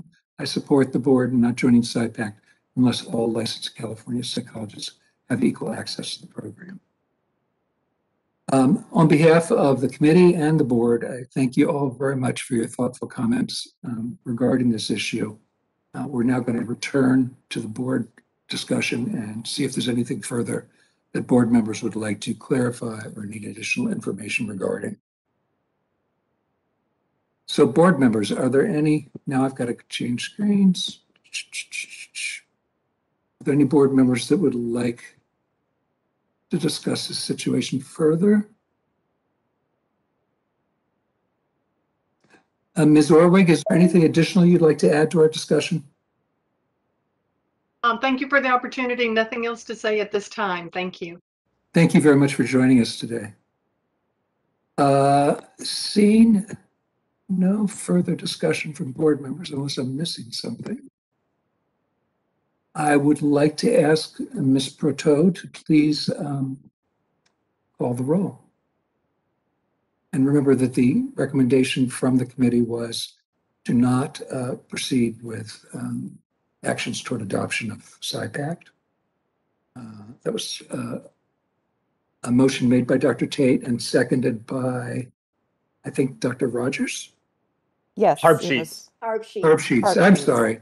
I'm getting confused. It's been a long day. Okay. So if you'd please go ahead and call the roll. I apologize for interrupting, Dr. Phillips. This is the moderator. I have okay. my hand up. I know I'm not a board member or panelist, but I wanted to remind you that Alina Perez, we were going to come back. I'm so sorry. Absolutely. Let's try Alina Perez again. I'm sorry. Thank you. This is the moderator, Alina Perez. I am going to submit a request to mute your microphone. I'm assuming this will be our last attempt to obtain Harris's verbal comment.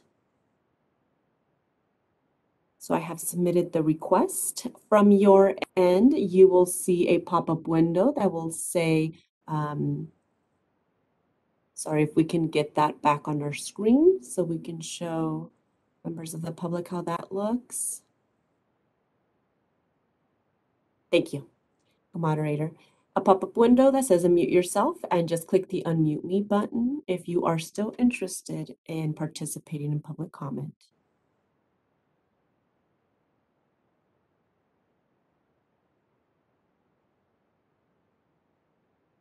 Okay. Dr. Phillips, would you like me to close the Q&A feature? Yes, if you would, please. Okay. So, Ms. Berteau, if you could call the roll, please. Sure. Cervantes? Aye. Who? Aye. Harb Sheets? Aye. Nystrom? Aye. Phillips? Aye. Rescate? Aye. Rogers?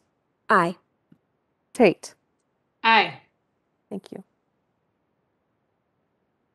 Well, thank you very much for everybody's participation. And as we've said, there's nothing that precludes us from revisiting this topic should criteria change.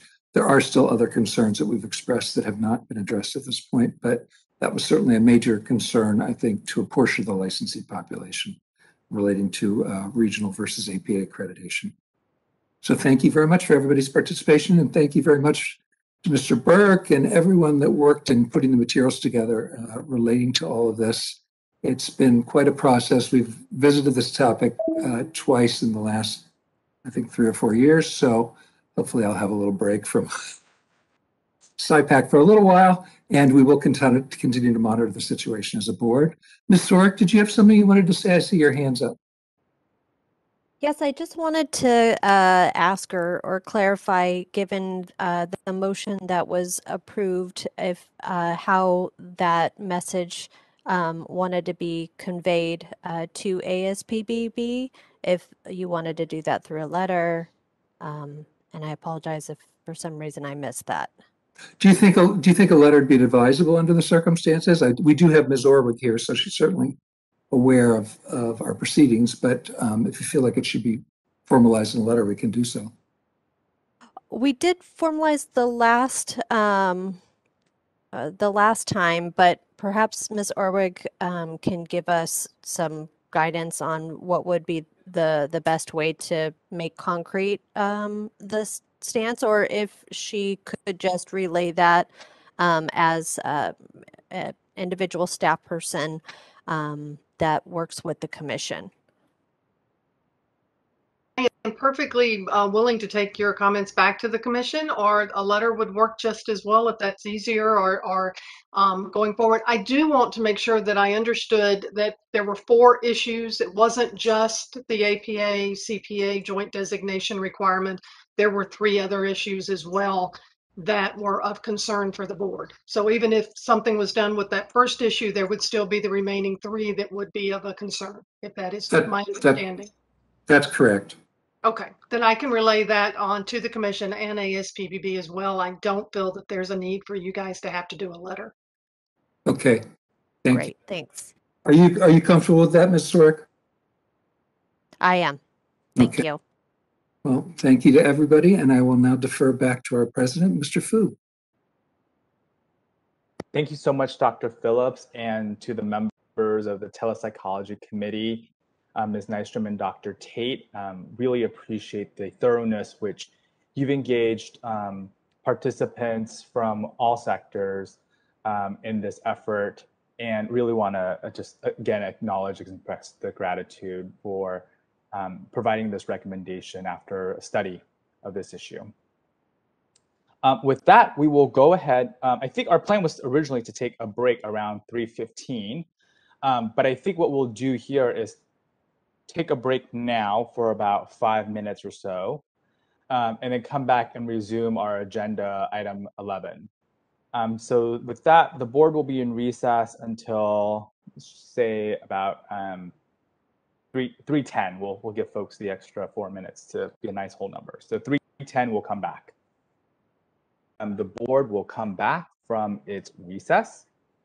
As we come back and we work to reestablish our quorum, in terms of concluding remarks for item 13, I did also want to acknowledge the incredible work that Assistant Executive Officer Jonathan Burke and his team did in supporting and preparing the materials for the committee's consideration and for the board as a whole, as well as all of our participants and attendees. We had an astounding, I think at one point over 65 participants or attendees in the public, and a total of over 90 folks, inclusive of everyone here. And that's fantastic public participation and something that I'm appreciative of our colleagues at Solid for being able to facilitate in our virtual setting. So many thanks to you, Mr. Burke, and to your team of board staff members, as well as to our participants who joined us for item number 13. So with that, Ms. Berteau, I'm going to turn it over to you for a roll call vote to reestablish quorum. Thank you. Cervantes. Here.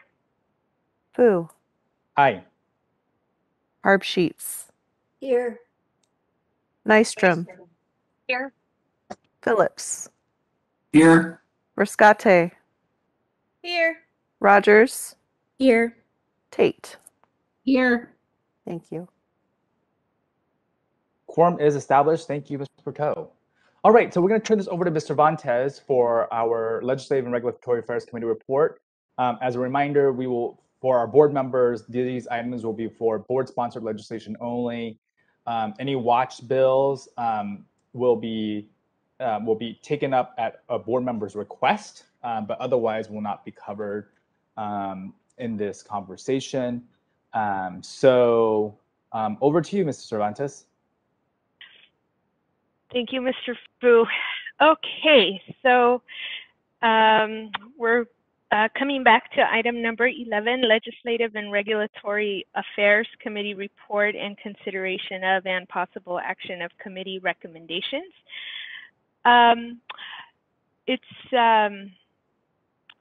Today we're going to review our committee, the Legislative and Regulatory Affairs Committee held its final meeting of the year on June 11th. And so what we're going to do today is review movement on some of the legislation that the board reviewed at its May meeting. And look at any amendments that the legislature has made since that time. This portion of the meeting begins on page 112 of the combined packet. The first item, 11A, and its 3 parts are all informational. I'll present those and take board comment and public comment at the end. So item A is board-sponsored legislation for the 2021 legislative session, review and possible action.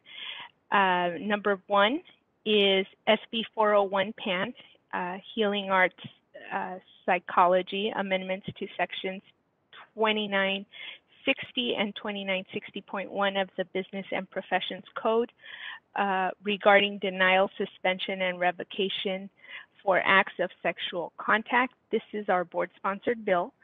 It begins on page 112 of the combined packet. In May, the board staff was notified that given the bill reduction directive, this will be a 2-year bill. It is currently in the Assembly Rules Committee. No action is required at this time. The next 2 items, 11A2, Pathways to Licensure, statutory revisions, and 11A3, the sunset provisions are incorporated into SB 801, which we will discuss in the next agenda item, 11B. So with that, let me just say that item 11A2 The information on that is on page 123 of the combined packet. And for the sunset provision, item 11A3, the staff report is on page 124 of the combined packet. Is there any board comment?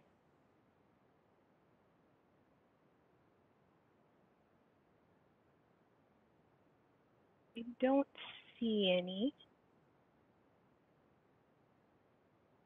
but I'm having a little trouble with my mouse here. Okay, I see none. Oh, I see one. Dr. Phillips? I was just curious, and I'm directing this question to Ms. Sorek, I suppose. We've been trying to get the temporary practice provision clarified for a while now. Was there some reason that was left out as opposed to the things that were included in? There were quite a few questions from the Business and Professions Committee staff about a registration. How do we monitor individuals that are practicing here? For how long? We reiterated that our goal was really just to clarify the language, and it was the practice of staff to consider, because it was our interpretation that those were non-consecutive days. We just wanted to codify that interpretation. And we were not given a reason why, but there seemed to be several concerns about a lack of a registration for temporary practice and how we would monitor those people during the 30 days. So if the board would like to still pursue this issue, we could seek an author to do so. It's just, it was too substantive for the committee to consider as part of sunset. It may be that that whole thing becomes us having to take on an unwieldy responsibility. So my own feeling is to probably just let sleeping dogs or cats or other animals lie. But maybe other board members feel otherwise. I did have a note about that, Dr. Phillips, for our conversation on SB 801, but it is part of that item, or it was part of the language there in that item. Right. Okay. Thank you. Thank you.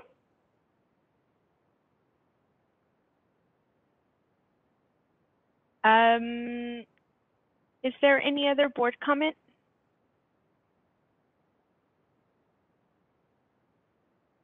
Madam Moderator, can we open up public comment? Yes, this is the moderator. The Q&A is now open. The instructions will be on your screen shortly. Thank you, co-moderator. Members of the public, if you would like to participate, click on the Q&A icon located at the bottom right corner of your WebEx screen and type, "I would like to make a comment," or simply comment in the Ask field and send it to all panelists.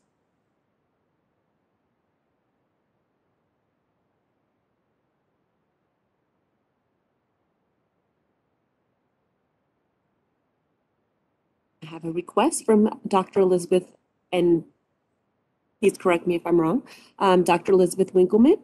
I will submit a request to unmute your microphone in just a moment.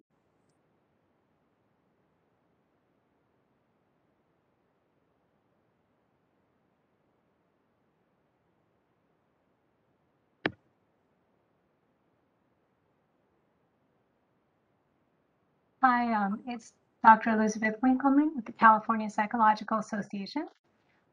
Thanks for the opportunity to comment. I just wanted to mention, as the board is considering this, that the current language of allowing temporary practice by an out-of-state licensed psychologist for a 30-day period, it is, I guess, somewhat ambiguous, but period usually means a consecutive number of days, and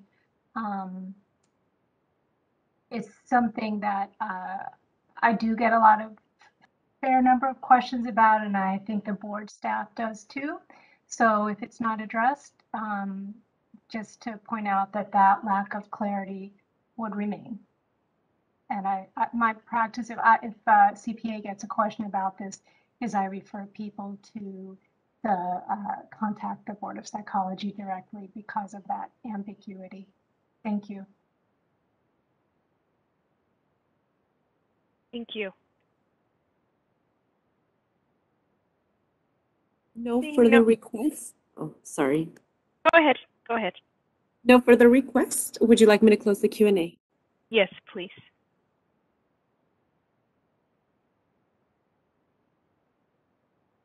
Okay. I am sorry, folks.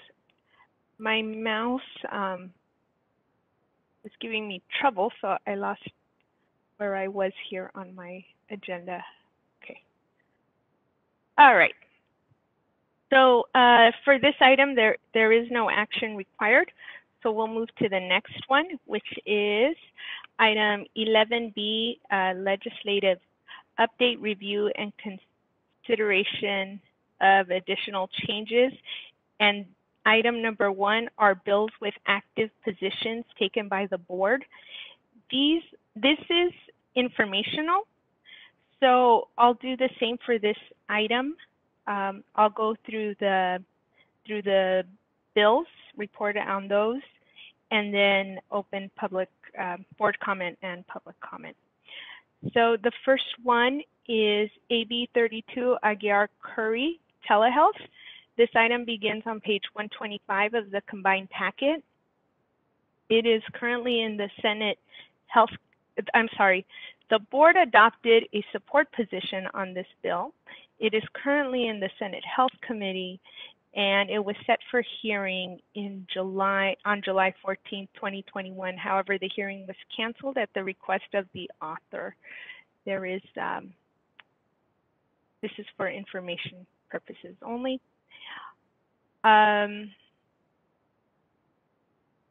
Item number B, AB 107, Solace Department of Consumer Affairs, boards temporary licenses for military spouses.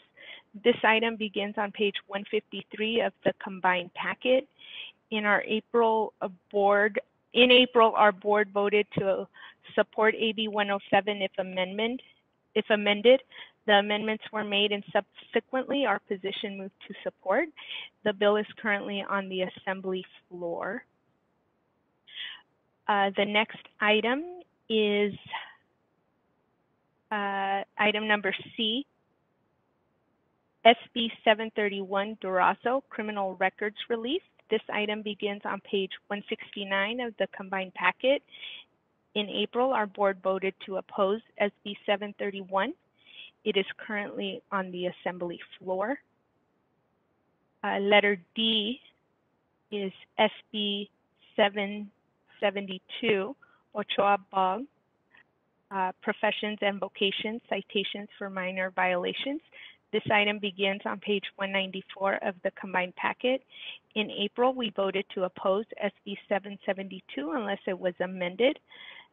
Staff reports that this is now a 2-year bill, and there's no action required. And then I have SB 801, Archuleta and Ross, Healing Arts, Board of Behavioral Sciences, Board of Psychology licensees. This item begins on page 202 of the combined packet. This bill includes our sunset provisions except for 2. One is emergency authorization due to the declared state of emergency. This is because the legislature wants to look at this on a larger scale rather than individual programs. We were not the only program requesting this flexibility. And the other, which we spoke to a little bit earlier, was the board's temporary practice provision clarifying the 30 non-consecutive days rather than the 30 days currently written into the statute. This bill was passed by the Assembly Appropriations Committee this week, and it is on its way to the Assembly floor. So that is my report on item 11B1. Is there any board comment?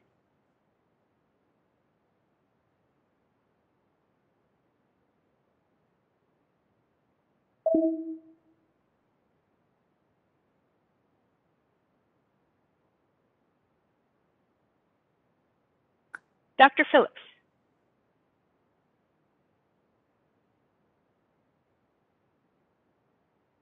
No? Is that a holdover?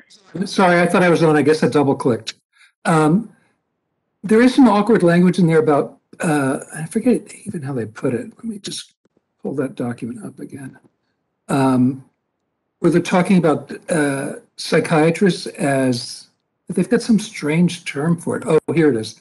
Potential immediate supervisors, which really doesn't have any meaning within the context of our system. But if you look at the actual statute, it talks about them being their primary supervisor, which is what we intended by this whole thing. So I guess the summary document's not that important, but potential immediate supervisor, I don't think means anything in a clinical setting, other than maybe whoever the supervisor is at the office nearest to you. I don't know.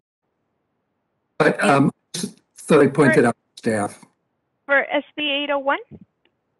For SB 801, one of the things we're doing is eliminating psychiatrists as primary supervisors, because the idea was that there is the way that you get socialized into psychology and the way that you learn how to practice psychology is by being supervised primarily by a psychologist.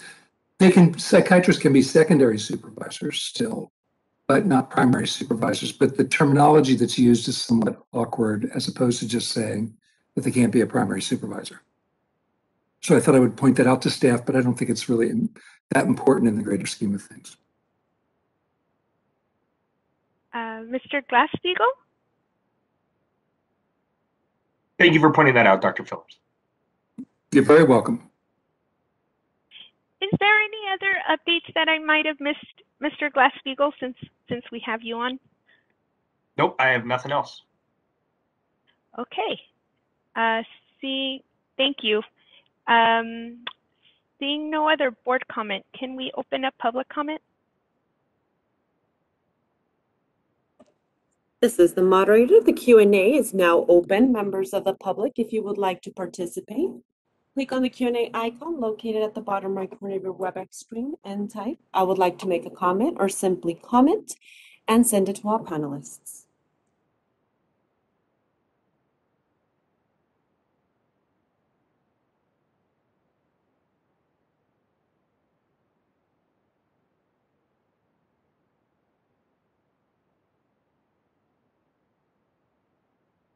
I don't see any. Would you like me to close the Q&A feature? Yes, please. Yes, thank you.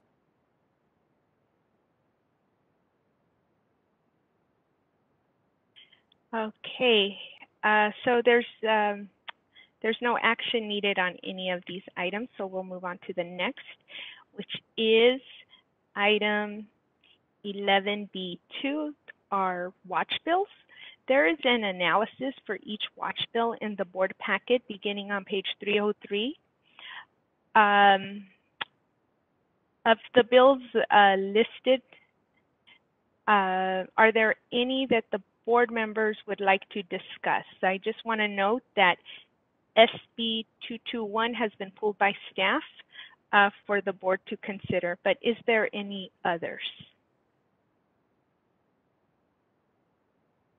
Dr. Phillips? No,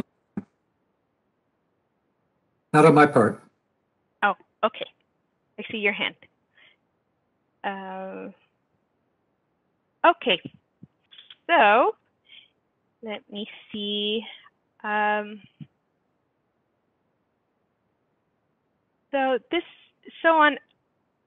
we're going to discuss item O on our watch bills, which is SB 221, Wiener Healthcare Coverage, Timely Access to Care. This was The Do we have a page number? Yes, it is page 382, item Thank you. OSP221. Thank you. Sorry about that. This issue was raised by Dr. Kasuga. Mr. Glass-Steagall, do you have an update on this item?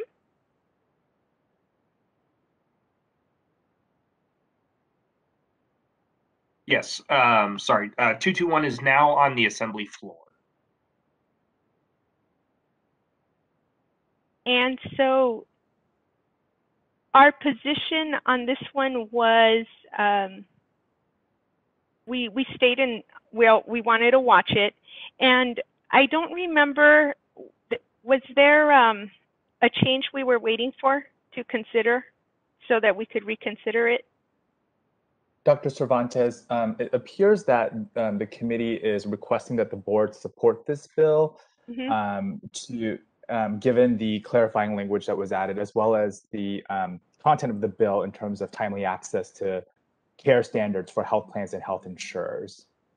So I think that was the request that was made of the board with regard to moving this bill from a watch bill to a bill that the board, is actively supporting. Yes, and that's in our summary there beginning on page 382. Do you want a motion for this? Happy to move it, Madam Chair. Second. It's been moved by Mr. Fu and second by Dr. Phillips that we take a position of support on SB 221. Dr. Cervantes? As the bill has been on the watch list for a couple cycles, may we ask that Mr. Glass-Steagall provide a summary of the bill in terms of what it does, and then perhaps a recap of the committee discussion of why the committee wanted to move this to a support bill? And it sounds like Dr. Kasuga was the voice of making sure that this was included, and I recognize she's not here, so but certainly anything in terms of the committee discussion of this would be helpful. And to clarify, it was a staff recommendation. Oh, sorry, staff recommendation. Hello, yes, happy to go over that. It was a staff recommendation, but I believe what Dr. Kasuga requested, and Ms. Sork, correct me if I'm wrong, but she requested an analysis, and through the analysis, Ms. Rivera, the analysis which was completed by Ms. Rivera, it was recommended that the board take a support position from staff. But the bill codifies existing timely access to care standards for health plans and health insurers, applies these requirements to Medi-Cal managed care plans, and adds a standard for non-urgent follow-up appointments for non-physician mental health care or substance use disorder providers within 10 business days of the prior appointment. On May 20th of 2021, this bill was amended to clarify that timely access standards are intended solely to be minimum requirements and not to replace clinical judgment in decisions regarding speed and frequency of medically necessary care. On June 28th, the bill was amended to add clarifying language. This subparagraph does not limit coverage for non-urgent follow-up appointments with a non-physician mental health care or substance use disorder provider to once every 10 business days. It is, as I said earlier, it is now on the assembly floor, and staff is recommending a support position. Ms. Sork, do you have anything else to provide? I do not. That was good clarification. It was on the watch list at the Legislative and Regulatory Committee meeting. The committee did not have a recommendation, but Dr. Kasuga did ask for an analysis, which we presented, and that is the staff recommendation for the board to consider.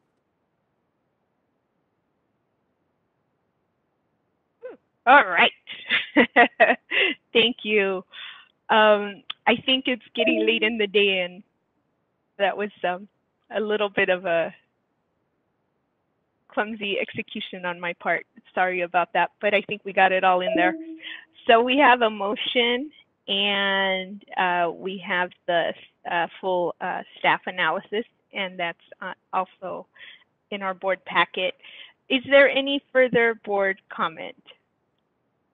Mr. Fu? Thank you, Dr. Cervantes. Just to note that the staff's recommendation to support the bill is grounded in the reason that it would increase, timely access to mental health care services. And that's something that, certainly that this board has been supportive of in the past and is consistent with our legislative agenda. And so with that recommendation, those would be the reasons for why we would support it, and certainly why I made the motion on that front. But wanted to just enumerate and highlight the reasoning for the support recommendation from staff. Thank you. Thank you. Thank you, Mr. Fu. Ms. Nystrom?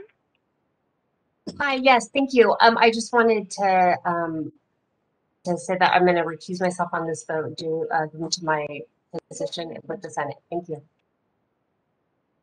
Thank you. Dr. Harpsheets? What I'm wondering is how, in terms of timely access, how do the provisions of this bill change what is already in place around timely access? Do you have that information?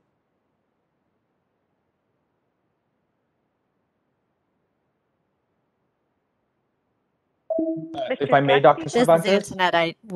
I do not, but perhaps Mr. Fu had more information. Sure. I think Dr. Harpsheets, in response to your question, what this bill would do would be to change existing law by requiring a health plan or a health insurer to allow for a follow-up appointment with a non-physician mental health care provider within 10 business days of the prior appointment. So that's how it would change existing law presently. The bill would also require that a referral to a specialist by another provider meet the 10-day standard that is set forth in this bill and the change requested. I see. So it's really impacting the health plans. It's not necessarily impacting the providers. The health plans already require the providers to offer timely access, but it sounds like this is requiring the health plans themselves to to authorize access. Is that correct? That is correct. That's correct. And that's the reason why I believe the health plans are opposing the bill presently, because of that requirement on them specifically. Okay. Thank you very much. Dr. Phillips? And just to add to that, there are some health plans that are notorious for not providing such timely access and actually spacing out care so severely that people sometimes aren't seeing people for a matter of months. So I think this is really to, I don't want to say force the hands of the insurance companies, but certainly to make them, to prevent them from creating obstacles to timely access to care. Thank you for that. Is there any other board comment? Okay, then we'll move to public comment.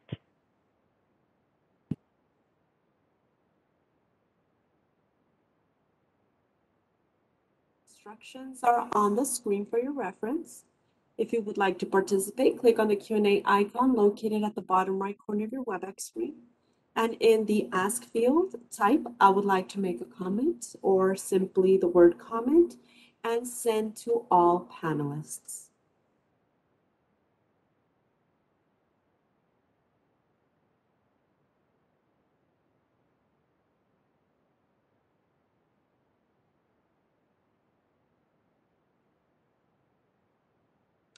There's a request from Dr. Elizabeth Winkleman. I will unmute your microphone in just a moment, or request to unmute your microphone. The request has been submitted. Thank you. It's Elizabeth Winkleman again from CPA. Just wanted to thank the board for considering support of SB 221. CPA is supporting this, and we have had a number of discussions about with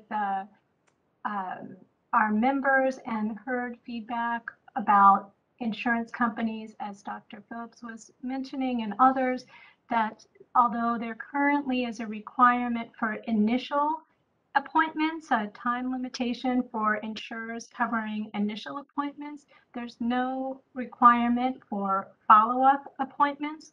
And that has led in some cases to the appointments being really spaced out much longer than is clinically appropriate. So CPA feels it's very important to that this bill is very important and will be very helpful in terms of access to ongoing care. So thank you for your consideration of this. Further requests have been submitted. Would you like me to close the Q&A feature? Yes, please. Thank you. Okay, thank you. Okay, so we have a motion on the floor by Mr. Fu and second by Dr. Phillips to approve the staff recommendation to support SB 221. Did I say that right? I want to make sure we're clear on what the motion is. I think that's clear, or adopt the staff recommendation of a support position. Okay, the motion on the floor is to adopt the staff recommendation of a support position. I'm sorry, my brain is not all acting together. Okay, so that's our motion on the floor. Can we take a vote? Yes. Cervantes. Aye. Fu. Aye. Harp Sheets. Aye. Nystrom is recused. Phillips. Aye. Rescate. Aye. Rogers. Aye.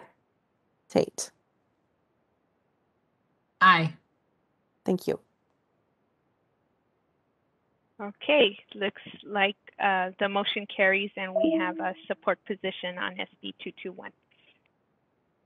So I didn't see a request to discuss any other watch bill, so I'm going to move to the next item, 11B3, and this is update, consideration, and possible action on Governor's budget trailer bill proposal on Bagley-Keene Open Meeting Act, remote participation in meetings.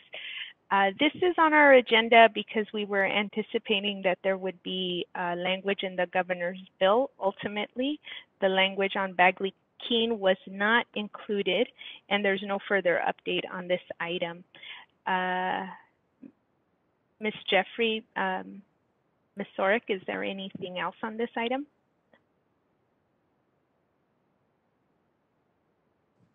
This is legal. I don't have anything. Okay, thank you. Okay, so we need to open board comment and then public comment on this, right? Yes, Dr. Cervantes. Okay. Is there any board comment on this item?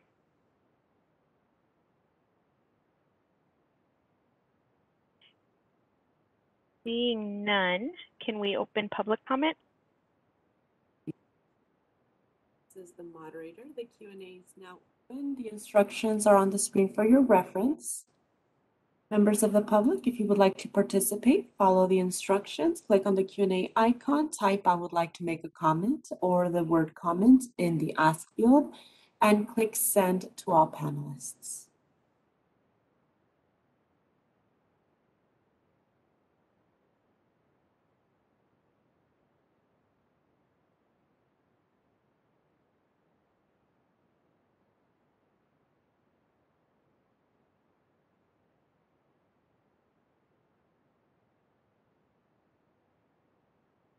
I don't see any. Would you like me to close the Q&A feature? Yes, please. Thank you. Okay, and moving along here to item 11C. This is legislative items for future meetings. The board may discuss other items of legislation in sufficient detail to determine whether such items should be on future board meeting agendas and/or whether to hold special meeting of the board to discuss such items pursuant to Government Code Section 11125.4. Is there any board discussion for future meetings on legislation?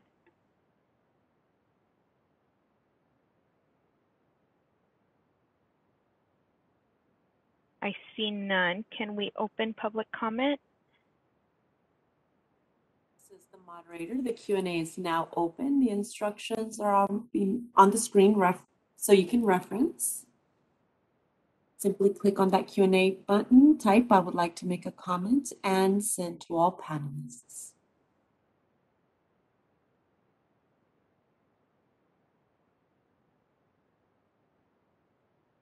No requests have been submitted. Would you like me to close the Q&A?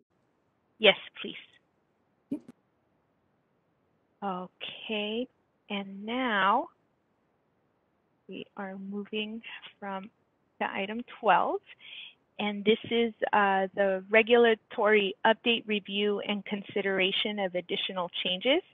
This information item begins on page 422 of the combined board packet.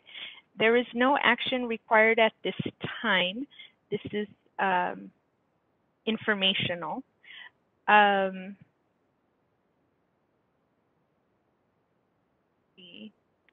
Is there any board comment? Would it be all right if I provide a few updates on some of the regulatory packages? Please, Mr. Glass-Steagall. No problem at all. The continuing professional development regulatory package is now in the final departmental review. So it was delivered to the Department of Consumer Affairs, and it is currently in review. I believe the director has reviewed it and has provided comments, and we should be hearing those. And the other one, I believe the fee study package was submitted for initial review, but I will be following up with our regulatory counsel next week when she is back from vacation. That is it for the updates. It is recorded in the document that the telepsychology regulatory package was approved, chaptered by the Secretary of State, and the advisory is available on our website. We did send it out to all licensees, but I just wanted to notate that here for anyone that is in it. Thank you. Thank you, Mr. Glass-Steagall. Now, is there any board comment or questions?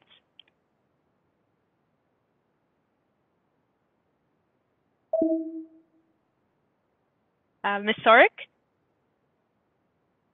Hi, Dr. Cervantes. I just wanted to add one little piece of information. We have posted an advisory on the telehealth regulations on our website.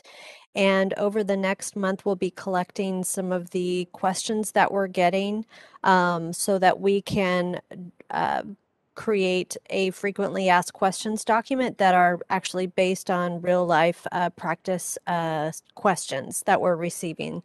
So in response to some of the calls that we've been getting, we wanted to make sure we weren't just kind of making up frequently asked questions, but using some of the questions we're actually getting on this policy change. So I just wanted to notify that, as well as this policy discussion started back in 2011, back in prior sunset review. So it was a long time coming, but very well thought out. And I just want to thank current board members and prior board members that took part in those discussions, as well as some of our stakeholders, including the California Psychological Association, that provided feedback as well. So just wanted to add that tidbit.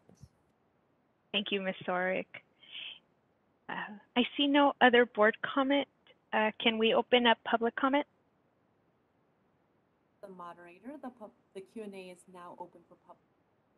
Instructions are on the screen. Members of the public, if you would like to participate, click that Q&A icon, type "I would like to make a comment," and click "Send to all panelists."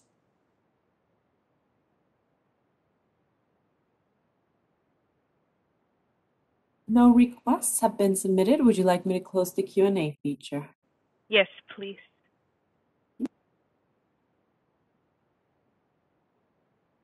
So I didn't see any other staff or any other board members have comment on this item. I'm having trouble scrolling on my device, so I'm sorry if I missed anybody, but I don't think I did. You're in the clear, Dr. Cervantes. You have no board members in the queue or staff members in the queue for comments.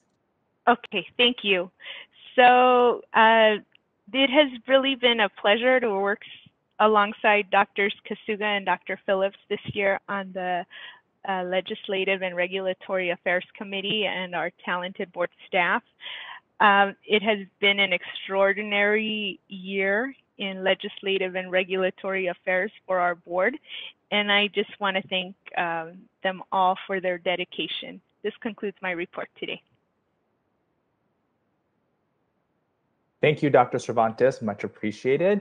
With thanks to the entire committee and Mr. Glassbeagle and Ms. Rivera, who's no longer with the staff as well. All right, so item number 14, as we've taken up item 13 already. So item 14 is recommendations for agenda items for future board meetings. Do note that the board may not discuss or take action on any matter raised during this public comment section, except to decide whether to place the matter on the agenda of a future meeting.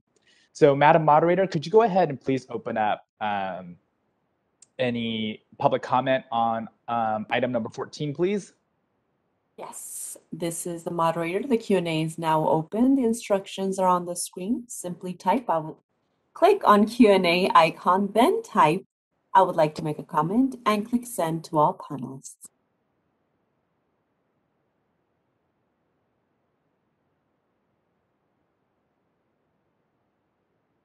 And while we queue up public comment, board members, if you do have any items that you wish to place on a future agenda meeting, please do feel free to queue yourself up as well. Madam Moderator, I don't see any comments requested for this, so you can go ahead and close this section. And I am not seeing any board members who are unmuted or have their hand feature raised. So we will consider that item taken up and received. So we will now take on item number 15. This is the call for nominations to Association of State and Provincial Psychology Boards, Board of Directors, first-year member at large. So in your committee packets for item 15, this is essentially a request for nominations. The Association of State and Provincial Psychology Boards is a membership association to which the California Board of Psychology belongs. ASPBB is responsible for the administration, the design and administration of the EPPP exam, as well as some of the other items that we've seen here today.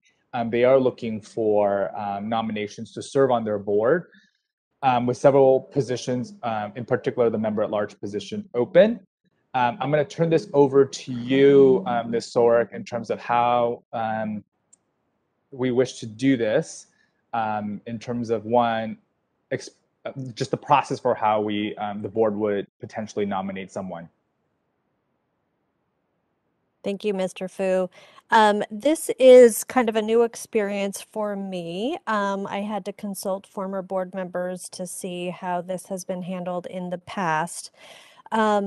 The Board of Psychology in California has not had a presence on the Board of Directors in quite some time, but in the past it was placed on the agenda, and how the board dealt with the nomination was candidates would express their interest in being the nominee representing California, and then the board would vote to narrow down who that individual would be.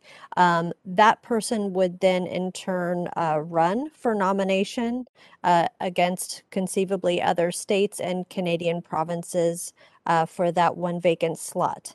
So that is my understanding of the process and what that would look like. So this would be a two-tiered process. An individual would have to win the nomination by the California board, and then at the annual meeting that will be held in October, they would put their name forward for consideration amongst the entire membership of ASPBB.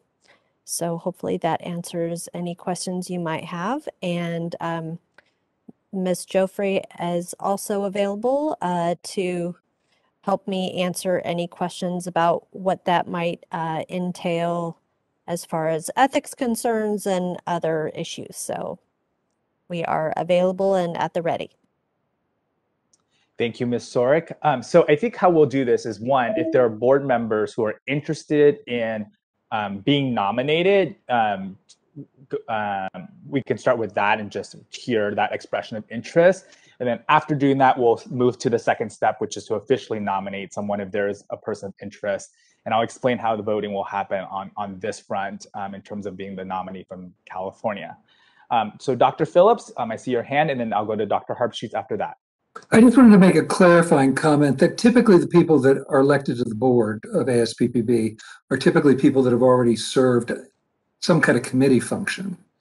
And I know for this coming year, at least one or two board members have put themselves forward for participating in committees. So I don't know that there would be a great probability of success without having already had a visibility within the organization.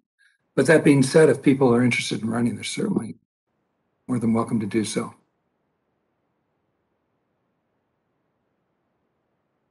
End of comment. Thank you, Dr. Phillips. Dr. Harpsheets.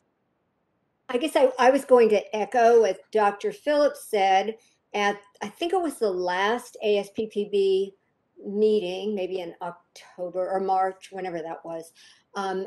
They were talking about this and kind of these requirements that you needed to have in order to run for an office. And I remember feeling that they were quite significant. So I'm really just echoing what Dr. Phillips has said, that that there had to be some kind of presence and contribution to the organization as defined by the ASPPB rules themselves. And that was it. Oh, I guess one more thing. When we had Dr. Horn on the board, and there were ways in which, as I recall, she had to recuse herself from participating in certain board discussions. Am I correct in assuming that if someone were to have a position on the ASPPB board, that could become a conflict of interest in some way with our board's activities? Ms. Joffrey can provide a response to the totality of that, but in the case of Dr. Horn was also an employee of ASPBB, so it wasn't just a nomination for their board of directors member at large, but Dr. Horn was also employed by, or at least had some sort of contractual relationship with them outside of the this nomination or participation in their board of directors. Dr. Phillips, I see your hand quickly went up, but can we go to Ms. Joffrey first on this front? So this is, it may depend upon the topic at hand with the board. And of course, if there is an issue of conflict, then certainly that person can recuse themselves. However, if it's just a matter of being a representative from California to that location and they're presenting a report as to what happened, there's certainly no problem with that. And of course, this person is one of the entire board. And of course, the board speaks as a whole. But I think it would have to come down to individual topics for me to be able to advise the board further.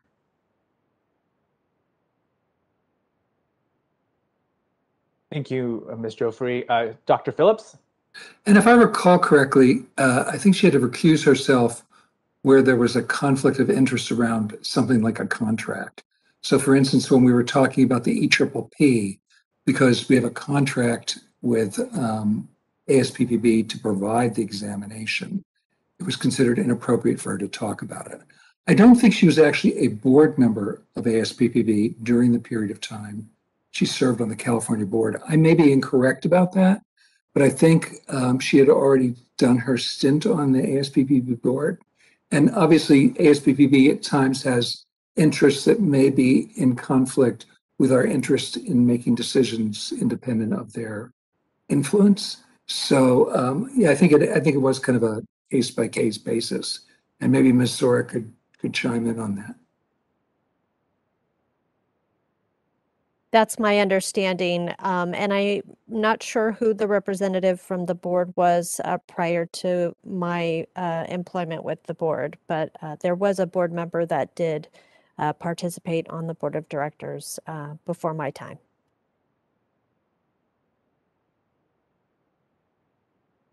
All right. I believe Dr. Horn was the last board member from California. So with all those bells and whistles, is there anybody interested in being nominated to ASPPB's board of directors, first member at large? Certainly would encourage you, if you're interested, to do so. And all right, not seeing any unmuted mics. Why don't we go to public comment while we ruminate on that potential nomination? So, Madam Moderator, could you please open it up for public comment? Moderator, the Q&A is now open. The instructions are on the screen. Simply click the Q&A icon at the bottom right corner of your WebEx screen, type, "I would like to make a comment," or simply type "comment" and send it to all panelists.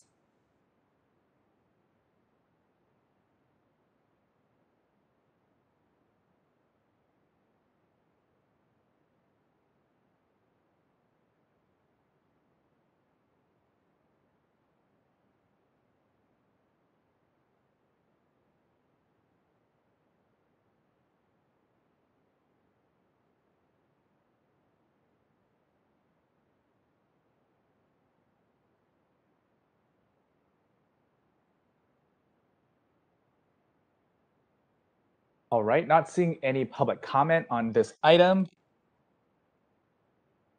We will turn back to the board, and having had time, board members, for reflection. Are there board members who would like to express an interest in this nomination?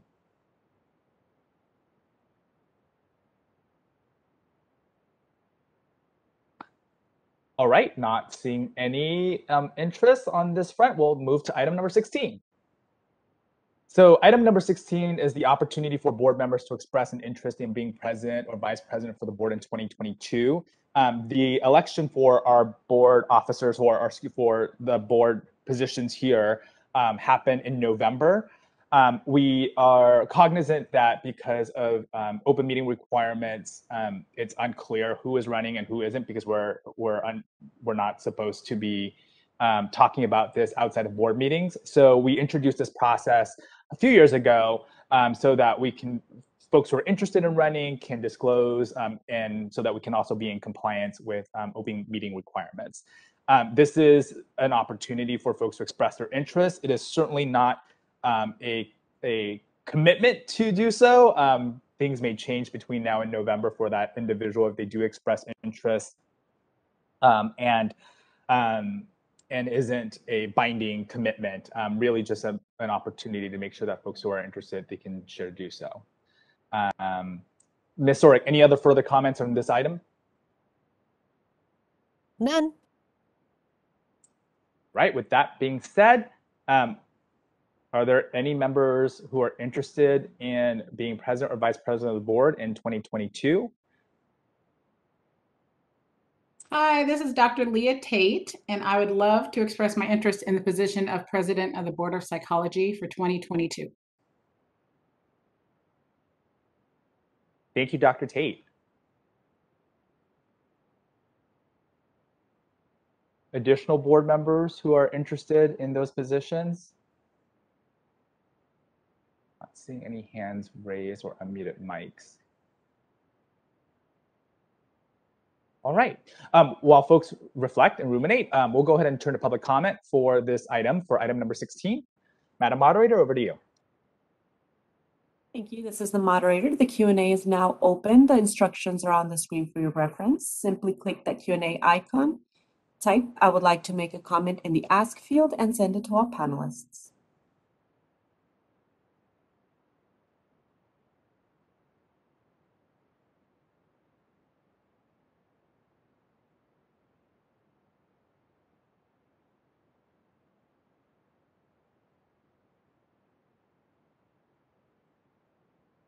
No requests have been submitted. Would you like me to close the Q&A feature? Yes, please. Thank you. All right.